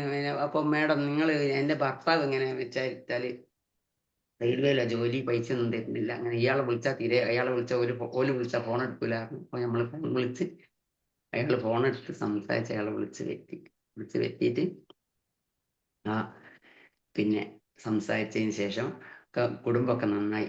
ആ അമ്മ കുറേ ഒരു കാലം വരുന്നത് എൻ്റെ CUG നമ്പറിൽ നിരന്തരം വിളിക്കുകയായിരുന്നു. അപ്പൊ കുട്ടികൾ പറയും നമ്മൾ പെൻഷൻ ആകുന്ന സമയത്ത് CUG നമ്പർ നമ്മൾ സർവീസ് നമ്പർ അവിടെ കൊടുത്തു പോരണല്ലോ. അപ്പൊ അങ്ങനെ പറയും ജമീൽ സാർ നിങ്ങൾ ഈ മാലൂർക്കുന്നൊരു പെണ്ണുങ്ങൾ നിരന്തരം വിളിക്കുന്നുണ്ടല്ലോ. അപ്പൊ ഞാൻ അവരോട് പറഞ്ഞു നിങ്ങൾ ഓരിങ്ങനെ വിളിക്കുകയാണെങ്കിൽ നിങ്ങൾ പറഞ്ഞാൽ മതി, ഇങ്ങനെ ജമീൽ സാർ ഞാൻ പെൻഷനായി പോയി അതുകൊണ്ട് ഇനി വിളിക്കേണ്ട പറഞ്ഞു. അങ്ങനെ എത്രയോ കുടുംബം. അപ്പൊ അങ്ങനെയൊക്കെ ചെയ്ത് കുറച്ച് ഭാഗങ്ങളെ ഇപ്പൊ ഇത് പറയുന്നുള്ളൂ. 28 കൊല്ലത്തെ അനുഭവങ്ങൾ ഇതൊന്നും ആവില്ല. പക്ഷെ ആദ്യകാലങ്ങളിലൊക്കെ നമ്മൾ ജോലി ചെയ്ത് നമ്മൾ സീനിയേഴ്സിന്റെ ഒപ്പം ആയതുകൊണ്ട് നമ്മൾ ജോലിയായിട്ട് അന്ന് കുട്ടികളില്ല, വേവലാതിപ്പെടാനില്ല, വീട്ടിലെത്തിയില്ലെങ്കിലും വീട്ടിലെത്തണം എന്നുള്ളതുണ്ടെങ്കിലും വീട്ടിലെത്തിയില്ല, പ്രശ്നമൊന്നും ഇല്ലാത്തൊരു കാലത്തിലല്ലേ നമ്മൾ ആയത്. പിന്നീടല്ലേ കുട്ടികളൊക്കെ ആയപ്പല്ലേ നമ്മൾ കുടുംബിനിയായി നിൽക്കുമ്പോൾ മക്കൾ എന്ത് ചെയ്യുന്നുള്ള ആ പ്രശ്നം വരുന്നത്. അപ്പൊ അല്ലാതെ അതിന്റെ മുമ്പ് കാലത്ത് ജോലി ചെയ്ത സമയത്ത് നമുക്ക് അതൊന്നും തോന്നില്ല. പക്ഷെ അതിന് ശേഷം ചെയ്ത ജോലികൾക്ക് വളരെ ആത്മാർത്ഥമായിട്ട് വളരെ ആത്മാർത്ഥമായിട്ട് 101% പെർഫെക്റ്റോട് ചെയ്ത് സർവീസിൽ നിന്ന് പിന്നെ പടിയിറങ്ങിയതിന്റെ ഒരു ചാരിതാർത്ഥ്യം ഇപ്പോഴും എനിക്കുണ്ട്. അതുകൊണ്ട് പിന്നെ അങ്ങനത്തെ അല്ലാത്ത പ്രശ്നങ്ങളൊന്നും അലട്ടുന്ന ഒന്നുമില്ല. ഇനിയിപ്പോ അല്ലാതെ ആയാലും ഇങ്ങനെ വേറെ എന്ത് കാര്യത്തിനായാലും അല്ലാത്ത എന്തൊക്കെയോ അങ്ങനെ പറയും. ഞാൻ അങ്ങനത്തെ ഇതിലൊന്നും പോകാറില്ല. ഒന്നാമത്തെ പിന്നെ കുട്ടികളെ ഈ രാവ് പെൻഷൻ ആയതിനു ശേഷമാണ് ഞാൻ പകലും രാവും ഒരുപോലെ കാണുന്നത്. രാവിലെ 6 മണിക്ക് ഇവിടുന്ന് പോകും, 8:10 8:15 ആകുമ്പോൾ കൽപ്പറ്റ. അത് കഴിഞ്ഞ് 5 മണിക്കോ ഞാൻ പറഞ്ഞില്ലേ 12 മണിക്ക് ഞാൻ ഡ്യൂട്ടി കഴിഞ്ഞ് വന്നിട്ടുണ്ട്. അപ്പൊ ആ സമയത്ത് ഞാൻ പകല് കാണുന്നില്ല. ഇപ്പം പെൻഷൻ ആയതിനു ശേഷമാണ് ഞാൻ പകലും രാവും നല്ല പോലെ കാണുന്നത്. അപ്പൊ എന്നോട് ആരൊക്കെയോ പറയാം അത് ചെയ്തൂടെ ഇത് ചെയ്തൂടെ മറ്റേ അങ്ങനെ ആയിക്കോട്ടെ. ഞാൻ ഓർക്കും ഇത്രയും കാലം, അപ്പൊ ഞാൻ പറഞ്ഞു ഇത്രയും കാലം ഞാൻ ഇങ്ങനെ ചെയ്തതല്ലേ, അതുകൊണ്ട് ഞാൻ രാവും പകലും ഒക്കെ ഒന്ന് കാണട്ടെ. അപ്പൊ ഇപ്പം കുട്ടികൾക്ക് 2 പേരക്കുട്ടികളുണ്ട്. മൂത്തമോന്റെ കുട്ടിക്ക് 5 വയസ്സാണ്. ഓള് UKG ഇപ്രാവശ്യം UKGയിലേക്കാണ്. ചെറുത് മോനെ 9 മാസമായിരുന്നു മോനുണ്ട്. അപ്പൊ ഓലെ നോക്കി നല്ല ചാരിതാർത്ഥ്യത്തോടുകൂടി നല്ല സന്തോഷത്തോടു കൂടി IDRD പരേഡ് 9 ഞാൻ ചെയ്തിട്ടുണ്ട്. മക്കളെയും കൊണ്ട് പോകും. അപ്പൊ മക്കള് പറയും ഇപ്പം ഓലെ മുന്നേരല്ല നമ്മൾ ഇരുത്തുക, എനിക്ക് ഒരു കണ്ടോട്ടെ തിരിച്ചു വന്ന് ഞാൻ കുട്ടികൾ പറയും ഉമ്മച്ചി പിന്നെ ഉമ്മച്ചി പരേഡ് ചെയ്യുന്ന സമയത്ത് നമ്മളൊന്നും ശ്രദ്ധിക്കുന്നില്ല കേട്ടോ, ഭയങ്കരമായിട്ട് അമ്മച്ചി പോണെന്ന് അറിയും. അപ്പൊ അങ്ങനെ കൊണ്ടുപോയി എല്ലാം ചെയ്തു. എല്ലാം വെച്ചാല് ഇപ്പൊ നമ്മളെ പോലീസ് ജീവിതത്തിൽ നമുക്ക് ഏറ്റവും എടുത്തു പറയാവുന്ന കാര്യങ്ങള് നിരാലംബരായ ആൾക്കാർ, വഴിതെറ്റി വന്നോല്, പിന്നെ അല്ലാത്ത സഹായിക്കാൻ ആളില്ലാത്തോല്, പിന്നെ അല്ലാത്ത ഈ കുട്ടികളെ കാര്യം. പിന്നെ കുട്ടികളെ നമ്മൾ എത്രയോ പ്രാവശ്യം ഈ മറ്റേ ഇവിടെ ഒക്കെ റെയ്ഡ് ചെയ്ത്, മറ്റേ സരോവരം ഇവിടെ ഒക്കെ റെയ്ഡ് ചെയ്ത് കുറെ കുട്ടികളെ കൊണ്ടുവരും. കുട്ടികള് പിന്നെ മോശക്കാര് എന്ന് പറഞ്ഞുകൊണ്ടെന്നാ മോശക്കാരും ഉണ്ട്. അങ്ങനെ ഒരു കുട്ടി ഒരു പ്രാവശ്യം ഏതോ ഒരു ചെക്കൻ്റെ ഒന്നിച്ച് വന്ന ഒരു ഹിജാബ് കെട്ടിയിട്ടുണ്ട്, മുഖം ഒന്നും കാണിക്കുന്നില്ല. അങ്ങനെ തന്നെ നമ്മൾ സെല്ലിൽ കൊണ്ടുവന്ന് വനിതാ സ്റ്റേഷനിൽ, എനിക്ക് സ്റ്റേഷന്റെ ചാർജ് ഉണ്ടായി ഒരു 6-7 മാസം കോഴിക്കോട്. അങ്ങനെ കൊണ്ടുവന്ന് പിന്നെ മറ്റേ ഇതിനോട് അഡ്രസ്സ് ചോദിച്ചിട്ട് പേര് പറഞ്ഞെന്ന്, പേരെന്തോ ഒരു മുസ്ലിം പേര് പറഞ്ഞെന്ന്, അഡ്രസ്സ് ചോദിച്ച് അഡ്രസ്സ് പറഞ്ഞെന്ന്, ഫോൺ നമ്പർ ചോദിച്ചപ്പോൾ പിൻകോഡിനോട് ചേർത്ത് ഫോൺ നമ്പറും പറഞ്ഞെന്ന്. അപ്പം വിളിച്ചിട്ട് കിട്ടുന്നില്ല. അപ്പൊ ഞാൻ കുറേ വിളിച്ചിട്ട് കിട്ടാത്തപ്പോ നമ്മൾ ഇതാക്കി. ഞാൻ പറഞ്ഞു, മോളെ ഇനി എന്റെ മുഖം ഒന്ന് ഊര്, ഞാൻ എന്റെ മുഖം ഒന്ന് കാണട്ടെ. അപ്പൊ ഇത് ഇങ്ങനെ ഇതാക്കുന്ന കുട്ടികളാ, ഒന്നും ചെയ്യാൻ പാടില്ലേ, കുട്ടികളല്ലേ. അപ്പം കുട്ടികളെ രക്ഷിതാക്കളെ വിളിച്ച് വരുത്തും, രക്ഷിതാക്കളോട് നല്ല നിലയിൽ പറഞ്ഞ് കൊണ്ടുപോവുക, ഒന്നിച്ച് പറഞ്ഞൊക്കെ ചെയ്യും. അപ്പം രക്ഷിതാക്കളെ വിളിച്ച് വരുത്തിയപ്പോൾ ഇതിന്റെ രക്ഷിതാവിനെ വിളിക്കാൻ കിട്ടുന്നില്ല. ഇത് നമ്മൾ എന്ത് ചെയ്യും, കാരണമായിട്ട് സ്റ്റേഷനിൽ നിർത്തിക്കോ, ഇവിടെ ഒരു പാർക്കിൽ വല്ല കണ്ടു എന്നുള്ളൊരു ആൺകുട്ടികളൊന്നിച്ച് വന്നതാണ്, എന്നാലും വല്ല ലക്ഷ്യസ്ഥാനത്ത് എത്തിക്കണ്ടേ. ഞാൻ പറഞ്ഞ, മോളെ എന്റെ ഈ ഹിജാബ് ഒന്ന് ഊര്. നോക്കുന്നേരം അതിന്റെ പേര് അംബിക എന്ന്. അങ്ങനെയൊക്കെയുള്ള കുട്ടികളും ഉണ്ട്. അങ്ങനെ പല പല ടൈപ്പ് ആൾക്കാരെ കണ്ട് ഇതായി ഓരോടൊക്കെ സംവദിച്ച് എല്ലാ കാര്യങ്ങളും ചെയ്ത് എന്നാൽ പറ്റുന്ന സേവനം എന്ന നിലയിൽ എന്നാൽ പറ്റുന്ന കാര്യങ്ങളെല്ലാം ചെയ്ത് ഭയങ്കര സന്തോഷത്തോടെ. അതായത് എനിക്ക് ഞാൻ പറഞ്ഞില്ലേ, വീണ്ടും വീണ്ടും വീണ്ടും ഞാൻ പറഞ്ഞു, എനിക്ക് ഈ പോക്സോ സ്റ്റേറ്റ്മെന്റ് എടുക്കുന്നതിലുള്ള ഭയങ്കര പ്രയാസം ഒന്നും എൻ്റെ മനസ്സിലൊരു തീരാമമാണ്. ആ കുട്ടി ചെറുത് മുള, അതിന്റെ ഇതിനൊക്കെ ഞാൻ പോയി, കോടതിയിലൊക്കെ ഞാൻ പോയിട്ടുണ്ട്. ഒരു പഞ്ചാബ് അഗേഷൻ സാർ ഉണ്ടായും, ജഡ്ജ്, നല്ലത് സാറ്, പോലീസിനോട് കുറച്ചൊരു ഫേവർ ആയിട്ടുള്ളത്, നല്ലത്. ഇപ്പൊ ശിക്ഷയ്ക്കൊക്കെ ചെയ്താൽ, ശിക്ഷ കിട്ടിയാലും പ്രതിക്ക് ശിക്ഷ കിട്ടിയാലും അതല്ല നമ്മൾ ചിന്തിക്കുന്നത്. ആ പ്രായം ഒരു റോസാപ്പൂ ഇങ്ങനെ വിടർന്ന് നിൽക്കുന്നത് കണ്ട അതിനെ പറിക്കാൻ നമ്മൾ തോന്നൂല, അതിനെ നമുക്ക് ആസ്വദിക്കാനല്ല തോന്നുക. അങ്ങനത്തെ കുട്ടികൾ, അതും അയൽവാസി. ഇപ്പം വീട്ടിൽ രക്ഷിതാക്കൾ ഇല്ലാത്ത സമയത്ത് നമ്മളെ സംരക്ഷിക്കേണ്ട ആളാണ് നമ്മളെ അയൽവാസി എന്ന് പറഞ്ഞാൽ ആരായാലും. ആ അയൽവാസിന്റെ ഭാഗത്തു നിന്ന് ഒരു കുട്ടിക്ക് ഇങ്ങനത്തെ ഒരു പീഡനം അനുഭവിക്കേണ്ടി വരിക എന്ന് പറഞ്ഞാൽ, അതും അയാള് 60 വയസ്സുള്ള ആള്, 60 വയസ്സുള്ള ആൾക്ക് 3 വയസ്സായ കുട്ടിയോട് എന്ത് തോന്നിയിട്ട് എന്ത് കാര്യം. ഇത് നമ്മളിങ്ങനെ കാണുമ്പോൾ നമുക്ക് ഭയങ്കര ഇത് നമ്മളെ എൻ്റെ കുട്ടി ആയിരുന്നെങ്കിൽ ഞാൻ വിചാരിക്കരുത്. എനിക്ക് ഭയങ്കര പ്രയാസം. അപ്പൊ ഞാൻ കുട്ടികളോട്, സാധാരണ കുട്ടികളെ എവിടെ കണ്ടാലും ഞാൻ പറയും, നോ ഈസ് ഓൾവേസ് നോ.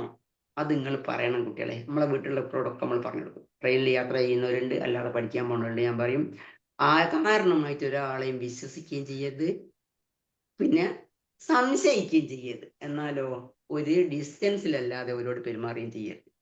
കുട്ടികളോട് ഇങ്ങനെ പറഞ്ഞു കൊടുക്കും, എല്ലാ കാര്യങ്ങളും പറഞ്ഞ് ആയിക്കൊടുക്കും. തൃശ്ശൂരിലെ ഒരു കുട്ടി ഒരു പ്രാവശ്യം കോഴിക്കോട് സ്റ്റേഷനിൽ നമ്മൾ വിളിക്കാനിടയായി. ഒരു കുട്ടി, നല്ലൊരു മോൻ. അപ്പം ഇവന്റെ കാരണം എന്താ, ഇവന് എവിടുന്നോ പരിചയപ്പെട്ട, പഠിക്കുന്ന സമയത്തോ അല്ലെ, ഇപ്പൊ എന്തൊക്കെയോ ലൈനുകളില്ലേ, ഓൺലൈന് ഓഫ്ലൈന് ഇൻസ്റ്റാഗ്രാം അങ്ങനെയൊക്കെ ഫേസ്ബുക്ക് ഒക്കെ പരിചയപ്പെട്ട വലിയ രണ്ടാളും പറഞ്ഞ് അങ്ങനെ അങ്ങോട്ടും ഇങ്ങോട്ടും ഗിഫ്റ്റുകളൊക്കെ കൊടുത്തിട്ടുണ്ട്. രണ്ടാളും അങ്ങോട്ടും ഇങ്ങോട്ടും ഇഷ്ടം പോലെ ഗിഫ്റ്റുകളൊക്കെ കൊടുത്തിട്ടുണ്ട്. അപ്പൊ ഈ ഗിഫ്റ്റ് കൊടുത്തിട്ട് പിന്നെ ഇവൻ എന്തോ പറഞ്ഞ് തെറ്റിയപ്പോൾ ഇവള് കൊടുത്ത സാധനങ്ങളൊക്കെ അവൻ തിരിച്ചു വേണം എന്ന് പറഞ്ഞിട്ട് ഒരു ദിവസം രാവിലെ ഒരു ഒറ്റ കോലക്ക് 8 സാധനം പോയിട്ട് വരുന്നു വനിതാ സെല്ലിലേക്ക്, കോഴിക്കോട് വനിതാ സെല്ലിലേക്ക്. അപ്പൊ ഞാൻ എന്താ, ഇതൊക്കെ അവളെ എനിക്ക് തന്നതായിരുന്നു, അത് തിരിച്ചു കൊടുക്കാൻ വേണ്ടി വന്നതാണ് ഞാൻ. അങ്ങനെ പറഞ്ഞു ഇവന് ഭയങ്കര പ്രയാസം. അപ്പൊ ഞാൻ പറഞ്ഞു, അപ്പൊ ഞാൻ അമ്മേനെ വിളിച്ച്, തൃശ്ശൂരുള്ള എൻ്റെ അമ്മേനെ വിളിച്ച, സാറേ ഇവന് ഭയങ്കര ദേഷ്യമാണ്, എന്നെ ഇവന് കണ്ടൂടാ, അച്ഛൻ ഗൾഫിലാണ്, അച്ഛൻ്റെ അനിയനാണ് നമ്മളെ സംരക്ഷിക്കുന്നത്, അച്ഛൻ്റെ അനിയൻ അടുത്ത വീട്ടുകാരനാണ്, അപ്പം ഇവന് ഭയങ്കര ദേഷ്യമാണ്. അപ്പൊ ഞാൻ ഈ സാധനങ്ങളൊക്കെ വലിയ രണ്ടാളും തിരിച്ചു കൊടുത്ത്, അവൻ തന്നത് അങ്ങോട്ടും കൊടുത്ത്, ഓള് കൊടുത്ത സാധനങ്ങൾ ഇങ്ങോട്ടും തിരിച്ചു കൊടുത്ത് പോകുന്ന സമയത്ത് ഞാൻ പറഞ്ഞു, മോനെ കാര്യങ്ങളൊക്കെ പറഞ്ഞ് മനസ്സിലാക്കി. ഞാൻ പറഞ്ഞു, ഇനി വീട്ടുകാർ നിശ്ചയിച്ചുറപ്പിക്കുന്ന കല്യാണമാണെങ്കിൽ നമുക്ക് എന്ത് ചെയ്യാം, ഇഷ്ടം ഒരു കുറ്റമല്ല, പക്ഷെ വീട്ടുകാർ നിശ്ചയിച്ചുറപ്പിക്കുന്ന കല്യാണം അങ്ങനെ നമ്മൾ 10 ആളോട് നമുക്ക് നമ്മളെ സങ്കടം പറയാനുണ്ടാവും. സ്വന്തം സ്വന്തം തെരഞ്ഞെടുത്തതാകുമ്പോൾ നമ്മൾ അനുഭവിച്ച് തീർക്കാണ് വേണ്ടത്. അതുകൊണ്ട് മക്കള് ഇപ്പം ബിടെക് കഴിഞ്ഞ കുട്ടിയാ. അത് ഞാൻ അവനോട് പറഞ്ഞേ, മോൻ ഇന്ന് പോയിട്ട് അമ്മേന്റെ തോളിൽ കൈവച്ചിട്ട് എന്നെ വിളിക്കണം. ആ കുട്ടി കഴിഞ്ഞ ആഴ്ച എന്നെ വിളിച്ചിട്ടുണ്ട്, മാഡം ഞാൻ കാനഡയിൽ പോകാൻ നിൽക്കുക കേട്ടോ. അപ്പൊ അതൊരു സന്തോഷം. നമുക്ക് ഇങ്ങനെ എനിക്ക് അറിഞ്ഞൂടാ അതെങ്ങനെയാണ് പ്രകടിപ്പിക്കേണ്ടതെന്ന് എനിക്കറിയാം. അപ്പൊ ഞാൻ പറഞ്ഞു അമ്മേന്റെ തോളിൽ കൈവച്ച് എന്നെ വിളിക്കണം. മുമ്പ് വിളിച്ചിട്ട് പറഞ്ഞപ്പോ പിന്നെ അമ്മയ്ക്ക് കൊടുക്കാൻ വന്ന് അമ്മ കൊടുത്തപ്പം പറഞ്ഞു ഇങ്ങനെ മാഡം കുഴപ്പമൊന്നുമില്ല, അങ്ങനെയാണ്. അത് കുറെ കഴിഞ്ഞപ്പം ഒക്കെ നന്നായി, പ്രണയമൊക്കെ വിട്ട് ഇപ്പം പ്രണയിക്കേണ്ടെന്ന് ഇപ്പൊ നമ്മൾ ഒരാളോടും പറയുന്നില്ല. അപ്പൊ അങ്ങനെ ആയിപ്പോയാൽ അതിന്റെ സമയത്ത് പഠനം കഴിയട്ടെ, പഠനമൊക്കെ കഴിഞ്ഞിട്ട് നമ്മൾ വേണമെങ്കിൽ ആലോചിക്കുക. അല്ലാതെ പിന്നെ നമ്മൾ സ്വന്തം എടുത്തു ചാടി പോയാല് ചതിക്കുഴികളാണ് നമ്മളെ. അപ്പൊ ഇപ്പൊ കാണുന്ന മക്കളിപ്പോ ആഗ്രഹിക്കുന്നത് പിന്നെ ഈ റെസ്പെക്റ്റബിൾ ആയ ആൾക്കാരെന്ന് മനസ്സിലാക്കുന്ന ഇപ്പൊ ആരാ? പിന്നെ മറ്റേ ചീർന്ന ഒരു വണ്ടിയില്ലേ, ആ വണ്ടീന്റെ മുകളിൽ പിന്നെ മുടിയും നീട്ടി കളറും ചെയ്ത് അങ്ങനെ പോണം. അതായപ്പോ ഒരു മോശക്കാരെന്നല്ല നമ്മൾ പറയുന്നത്. പക്ഷേ നമ്മൾ പോകുന്ന സമയത്ത് 10-18 കൊല്ലം രക്ഷിതാക്കൾ നോക്കിയേ, നമ്മളെ പോറ്റി വളർത്തിയ രക്ഷിതാക്കളെ പിന്നെ വെല്ലുവിളിച്ചുകൊണ്ട് പോയി പിന്നെ ജീവിതത്തിൽ എവിടെയോ പോയി കല്യാണം കഴിക്കുക എന്തെങ്കിലും ആയിട്ട് പിന്നെ അനുഭവിക്കേണ്ടി വരില്ലേ? ഒരു ജന്മം മുഴുവൻ നമ്മൾ കാണണ്ടേ? കുട്ടികളെ പിന്നെ എന്തോ ഒരു ഇതിന് പിന്നെ ഏതോ ഒരു നേരത്തെ ഒരു ദുർബല നിമിഷത്തിൽ ഇവർക്ക് തോന്നിയ ഓല് പോയാൽ ഇത് ബാക്കി കാണേണ്ട ആൾക്കാർ നമ്മളല്ലേ, മുതിർന്നവരല്ലേ കാണണ്ടേ? അപ്പൊ അങ്ങനെ പറഞ്ഞ് എന്റെ കയ്യിൽ എത്തുന്ന ഏതൊരു പെൺകുട്ടീനെ ആൺകുട്ടീനെയായാലും നമ്മൾ പറഞ്ഞു കൊടുക്കും. അല്ലാതെ വേറൊരു രസകരമായ സംഭവം, ഒരു രണ്ട് കുടുംബക്കാര് പിന്നെ കല്യാണം നിശ്ചയിച്ചുറപ്പിച്ച് കുട്ടി MSc ഈ ചെക്കിനെ ആങ്ങളെ പഠിപ്പിക്കുന്ന പെങ്ങളെ ആങ്ങളെ പണിക്ക് പോവാ. എന്നിട്ട് പണിക്ക് പോയിട്ട് ഓൻ പഠിക്കും, ഇവളെ പഠിപ്പിക്കുന്നു. ഇവിടെ BSc MSc കെമിസ്ട്രി. അങ്ങനെ ഇവന് ഒരു ബന്ധുവായ ചെക്കനെ സ്നേഹിച്ച് എന്നിട്ട് അപ്പം വേറെ കല്യാണം വന്നപ്പം കല്യാണത്തിനോട് ആ കല്യാണത്തിന് സമയം ഇവര് പരാതിയായിട്ട് അപ്പം ഇവര് നമ്മളെ നാട്ടുകാരാ, ബാലുശ്ശേരി സ്റ്റേഷനിൽ നിങ്ങൾ എന്തുകൊണ്ട് പരാതി കൊടുത്തില്ല ഒക്കെ ഞാൻ ചോദിക്കുന്നുണ്ട്. ഇനി അതല്ലെങ്കിൽ കോഴിക്കോട് റൂറൽ ഞങ്ങൾ കൊടുക്കട്ടെ എന്നൊക്കെ പറഞ്ഞ് വടകര കൊടുക്കണം എന്നൊക്കെ പറഞ്ഞപ്പോൾ അതല്ല മാഡം ഇവിടെ തന്നെയാ വേണ്ടതൊക്കെ പറഞ്ഞു. അപ്പൊ ഏതായാലും നമ്മൾ പരാതിയൊക്കെ വാങ്ങിച്ച്, ആര് വന്നാലും പരാതി നമ്മൾ സ്വീകരിക്കണമല്ലോ. പരാതിയൊക്കെ നമ്മൾ വാങ്ങി വെച്ച് നമ്മൾ കാര്യങ്ങൾ ചോദിച്ച സമയത്ത് ഈ കുട്ടി പിന്നെ മാഡം ഇവള് പറയുന്ന കാര്യങ്ങളല്ല ശരി, എൻ്റെ ഈ ഫോണൊന്ന് നോക്കുമ്പോൾ കുറെ ഞാൻ ജനിച്ചതിന് ശേഷം ഇപ്പോഴും ഞാൻ കണ്ടിട്ടില്ല അങ്ങനത്തെ സ്ഥലങ്ങളൊന്നും. അത്ഭുതം തോന്നുന്നു. MSc കെമിസ്ട്രിക്ക് പഠിക്കുന്ന കുട്ടി, ഈ ചെക്കൻ ഈ ഫോട്ടോയും കണ്ടില്ല, ഒറ്റ ബോധം കിട്ടുന്നില്ല. ഞാൻ വിചാരിച്ചത് മരിച്ചുപോയി. നമ്മളിപ്പോ CA ഉണ്ടെങ്കിലും എന്താ വെച്ചാൽ CAക്കാണ് ചാർജ്, പക്ഷെ ഈ പെറ്റീഷനൊക്കെ സംസാരിക്കും നമ്മളെ SIമാരാ. അപ്പം ഞാൻ ഇതിനെ വിളിച്ച്, ഇത് പലിശ്ശേരിയുള്ള ആളാണല്ലോ, അപ്പൊ ഞാൻ അവനോട് പറഞ്ഞിട്ട് ഇനി ആരും ഒന്നിനും കൊണ്ടേ വരാവുന്നു, ഒന്നിച്ച് ആരെങ്കിലും ഒന്നിനെ കൂട്ടണം എന്നാണ്. പിന്നെ കുറച്ച് കഴിഞ്ഞ ഒരാള് വന്ന് ഇങ്ങനെ പറഞ്ഞതാക്കി. അന്നേരം ഈ ആങ്ങളയ്ക്ക് അന്നേരമാണ് മനസ്സിലാകുന്നത് ഈ പെങ്ങൾ ഇതാണ്. നമ്മളെ മുന്നിൽ വെച്ച് ആങ്ങളെ പെങ്ങളെ അടിച്ച് നമുക്കൊന്നും ഇതൊന്നും എന്താ ചെയ്യുന്നത് നമ്മൾ അറിയുന്നില്ലല്ലോ. ഇങ്ങനത്തെ അനുഭവങ്ങൾ കാണുമ്പോൾ നമുക്ക് ഭയങ്കര എല്ലാം ഒരു സംശയം പോലെ തോന്നുന്നു. പെണ്ണ് കാണാൻ പോയാൽ അത് സംശയം, അല്ലാത്ത കാണാൻ പോയാൽ അത് സംശയം. പഠിക്കുന്ന കുട്ടികൾ, അതായത് ഇപ്പോഴത്തെ കുട്ടികൾക്ക് പഠിച്ചാലെല്ലാം ഫുൾ A+ കിട്ടുക, പഠനത്തിനൊന്നും ഒരു കുഴപ്പമില്ല. പക്ഷേ നല്ല മക്കളുമാണ്, പക്ഷെ എന്തൊക്കെയോ നഷ്ടപ്പെട്ടു പോയ പോലെ എനിക്കൊരു തോന്നൽ. ചിലപ്പോൾ നമ്മളെ കാലഘട്ടം കൊണ്ട് താരതമ്യപ്പെടുമ്പോൾ നമ്മൾ ഇപ്പൊ എല്ലാവരും പറയുന്നത് നമ്മൾ കുട്ടികൾക്കനുസരിച്ച് അങ്ങോട്ട് ഇതാവണം എന്നാണ് പറയുന്നത്. പക്ഷെ അങ്ങനെയായാലും എന്തൊക്കെയോ നഷ്ടപ്പെട്ടു പോയി എന്ന് തോന്നലുണ്ട്. ഏതായാലും എല്ലാവരുടെ മക്കളെയും ദൈവം അനുഗ്രഹിക്കട്ടെ, എല്ലാരെയും നന്നാക്കട്ടെ. ഏതായാലും ഈ സെഷന് എന്നെ ഇതിലേക്ക് ക്ഷണിച്ചു വരുത്തിയ ഇതിന്റെ ചെയർമാൻ മനോജ് കുന്നോത്ത്, പിന്നെ അതാ ഫസീല എന്നെ വിളിച്ച് എല്ലാവർക്കും ഒരിക്കൽ കൂടി നന്ദി രേഖപ്പെടുത്തിക്കൊണ്ട് നിർത്തുന്നു. നന്ദി, നമസ്കാരം. Thank you ma'am. ഈ ഒരു സെഷന്റെ ടോപ്പിക്കിനെ കുറിച്ച് പറഞ്ഞപ്പോൾ ഞാൻ സജസ്റ്റ് ചെയ്തത് പോലീസ് സ്റ്റോറി എന്നായിരുന്നു. അപ്പൊ മാം പറഞ്ഞു പോലീസ് സ്റ്റോറി, ഇത് സ്റ്റോറി അല്ല, ഇത് കഥ അല്ല, ഇത് റിയൽ എക്സ്പീരിയൻസ് ആണ് എൻ്റെ. അതുകൊണ്ട് സ്റ്റോറി എന്ന് ഇട്ടാൽ പറ്റില്ല. അങ്ങനെയാണ് ലൈഫ് എക്സ്പീരിയൻസ് എന്ന് മാഡം പറഞ്ഞ ആ ഒരു ടോപ്പിക് ഇട്ടത്. എന്തായാലും നന്നായിട്ടുണ്ട്, കുറെ കാര്യങ്ങൾ പഠിക്കാനുണ്ട്. കുട്ടികളോട് പറയുന്നത്, കുട്ടികളെ തനിച്ചാക്കി ജോലിക്ക് പോകുമ്പോൾ പറഞ്ഞു കൊടുക്കുന്നത് റെസ്പെക്ട് ഗേൾസ്, ആ പെൺകുട്ടികളെ റെസ്പെക്ട് ചെയ്യണം. അതുപോലെ തന്നെ ഒരു ബോർഡർ എപ്പോഴും കീപ്പ് ചെയ്യണം എന്നുള്ളതൊക്കെ, അതൊക്കെ ഈ കാലഘട്ടത്തിൽ വളരെ അത്യാവശ്യമായിട്ടുള്ള കുറച്ച് പോയിന്റ്സ് ആണ്. പിന്നെ നോ പറയേണ്ടടുത്ത് നോ പറയാൻ മടിക്കരുത്. നോ എപ്പോഴും ഒരു ആത്മവിശ്വാസത്തോടെ കൂടെ തന്നെ നോ പറയാനും നമ്മളെ പഠിപ്പിക്കുന്നുണ്ട്. എന്തായാലും നല്ലൊരു സെഷൻ തന്നെ ആയിരുന്നു.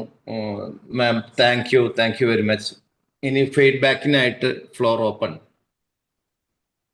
ജമില മാഡം, നല്ലൊരു ലൈഫ് എക്സ്പീരിയൻസ് ആണ് ഞങ്ങൾ കേട്ടത്. ഒരു സ്ത്രീയായിട്ടും പോലീസ് ഡിപ്പാർട്ട്മെന്റിൽ വർക്ക് ചെയ്തുകൊണ്ട് തൻ്റെ മക്കളെ വളർത്തുന്നതെന്ന് പറഞ്ഞെങ്കിൽ ആ വിഷമം മാഡമിന്റെ ആ വാക്കിൽ മനസ്സിലായി. ഞങ്ങൾക്ക് നന്നായിട്ട് പറഞ്ഞു. പിന്നെ കുറെ അഭിമാനമുണ്ട് മാഡമിന്റെ ആ സർവീസ് ഡീറ്റെയിൽസ് കേൾക്കുമ്പോൾ.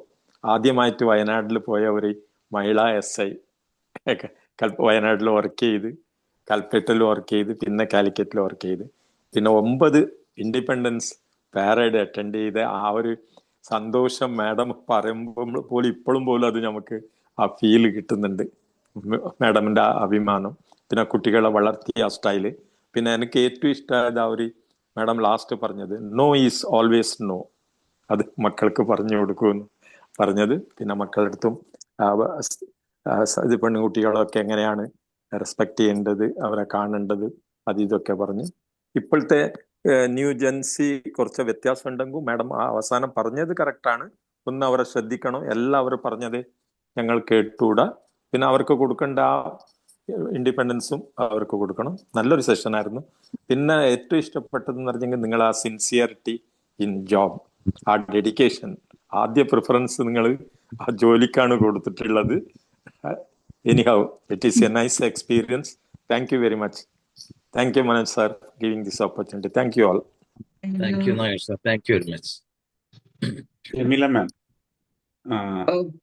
കോഫി ടോക്കിന്റെ പ്ലാറ്റ്ഫോം, എൻ്റെ പേര് മുരളീധരൻ. കോഫി ടോക്കിന്റെ പ്ലാറ്റ്ഫോമിൽ വിവിധ ടോപ്പിക്കുകളിൽ ഒരുപാട് ക്ലാസ്സുകൾ നമ്മൾ കേട്ടിട്ടുണ്ട്.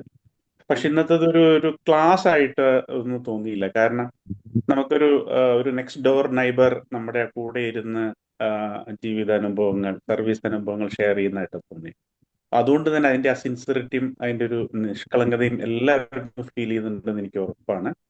It was A wonderful journey. മാഡത്തിന്റെ കൂടെ ഇങ്ങനെ യാത്ര ചെയ്ത പോലെയാണ് ഒരു എക്സ്പീരിയൻസിലൂടെ തോന്നിയത്. It was A wonderful. അത് ഹൃദയത്തിൽ നിന്നും നമ്മൾ പ്രിപ്പയർ ചെയ്ത് പറയുന്നത് നമ്മൾ വ്യത്യാസം ഉണ്ടല്ലോ, അതിന്റെ ഒരു വ്യത്യാസം ഞങ്ങൾക്കെല്ലാം ഫീൽ ചെയ്തു. Thank you for the experience. Thank you. Good morning Jameela madam. Sir, ഞാൻ ട്രിവാൻഡ്രത്ത് നിന്നാണ്, കബീർ ദാസ് ആറ്റിങ്ങൽ. മാഡത്തിന്റെ സർവീസ് കാര്യങ്ങൾ കേട്ടു. അത് വളരെ മുരളി സാറ് പറഞ്ഞതുപോലെ സ്വന്തം ലൈഫ് എക്സ്പീരിയൻസ് പറയുമ്പോൾ അത് നമ്മൾ തലച്ചോർന്നല്ല, ഹൃദയത്തിൽ നിന്നാണ് സംസാരിക്കുന്നത്. ഹൃദയത്തിന്റെ വാക്കുകൾ മറ്റുള്ളവരുടെ ഹൃദയത്തിലാണ് പതിയുന്നത്. അതുപോലെ തന്നെ വളരെ സുന്ദരമായ 2-3 ലേണിങ്സ് ഇതിനകത്ത് മറ്റുള്ളവർക്കുണ്ട്. ഒന്ന്, ഇന്നത്തെ തലമുറ പല കാരണങ്ങൾക്കും എനിക്ക് സമയമില്ല, ഞാൻ പെട്ടുപോയി എന്നൊക്കെ പറയുന്നവർക്ക് മാഡത്തിന്റെ ജീവിതാനുഭവങ്ങൾ ഒരു വലിയ പാഠമാണ്. അതായത് കൊച്ചു 2 മക്കളെയും കൊണ്ട് ഇത്രയും സ്ട്രിക്റ്റ് ആയ ഡ്യൂട്ടി, മറ്റേത് ഡിപ്പാർട്ട്മെന്റിലാണെങ്കിലും നമുക്ക് ഒഴിവ് പറയുകയോ ലീവ് എടുക്കുകയോ അർജന്റായിട്ട് മാറി നിൽക്കാനൊക്കെ പറ്റും. പക്ഷെ പോലീസ് ഡിപ്പാർട്ട്മെന്റ് അങ്ങനെ പറ്റത്തില്ല. ആ ജോലിയുടെ ഇടയിൽ നമ്മളെ കുടുംബം, എസ്പെഷ്യലി മാഡത്തിനെ സംബന്ധിച്ചിടത്തോളം ഹസ്ബൻഡും വെളിയിലാണ്, മിലിറ്ററിയിലായിരുന്നു എന്ന് പറഞ്ഞു മാഡം. അപ്പൊ അത്രയും തിരക്കിന്റെ ഇടയിലും 2 കുടുംബം നല്ല നിലയിൽ കൊണ്ടുപോകാനും ആ 2 മക്കളെയും നല്ല നിലയിൽ വളർത്തിയെടുത്ത് അവരെ ഒരു സമൂഹത്തിലെ നല്ല വ്യക്തിത്വങ്ങളാക്കി വളർത്തിയെടുക്കാൻ മാഡത്തിന് കഴിഞ്ഞു എന്ന് പറയുമ്പോൾ പല ആൾക്കാർക്കും, ഇന്നത്തെ പല തലമുറയിലുള്ള പുതിയ തലമുറയിലുള്ള ആൾക്കാർക്ക് പാഠമാക്കാൻ കഴിയുന്ന ഒരു ജീവിതമായിരുന്നു മാഡത്തിൻ്റെത്. കാര്യം ആ രീതിയിലുള്ള സർവീസ് നമ്മുടെ അങ്ങനെയുള്ളതായിരുന്നു. രണ്ടാമത്, മനുഷ്യന്റെ ഏറ്റവും വലിയ ഹാപ്പിനെസ്സിൽ ഒന്ന് മറ്റുള്ളവർക്ക് എന്തെങ്കിലുമൊക്കെ ചെയ്യാൻ കഴിഞ്ഞു എന്നുള്ള ചാരിതാർത്ഥ്യമാണ് എന്ന് മാഡത്തിന്റെ സ്പീച്ചിൽ 2-3 പ്രാവശ്യം മാഡം പറഞ്ഞിരുന്നു.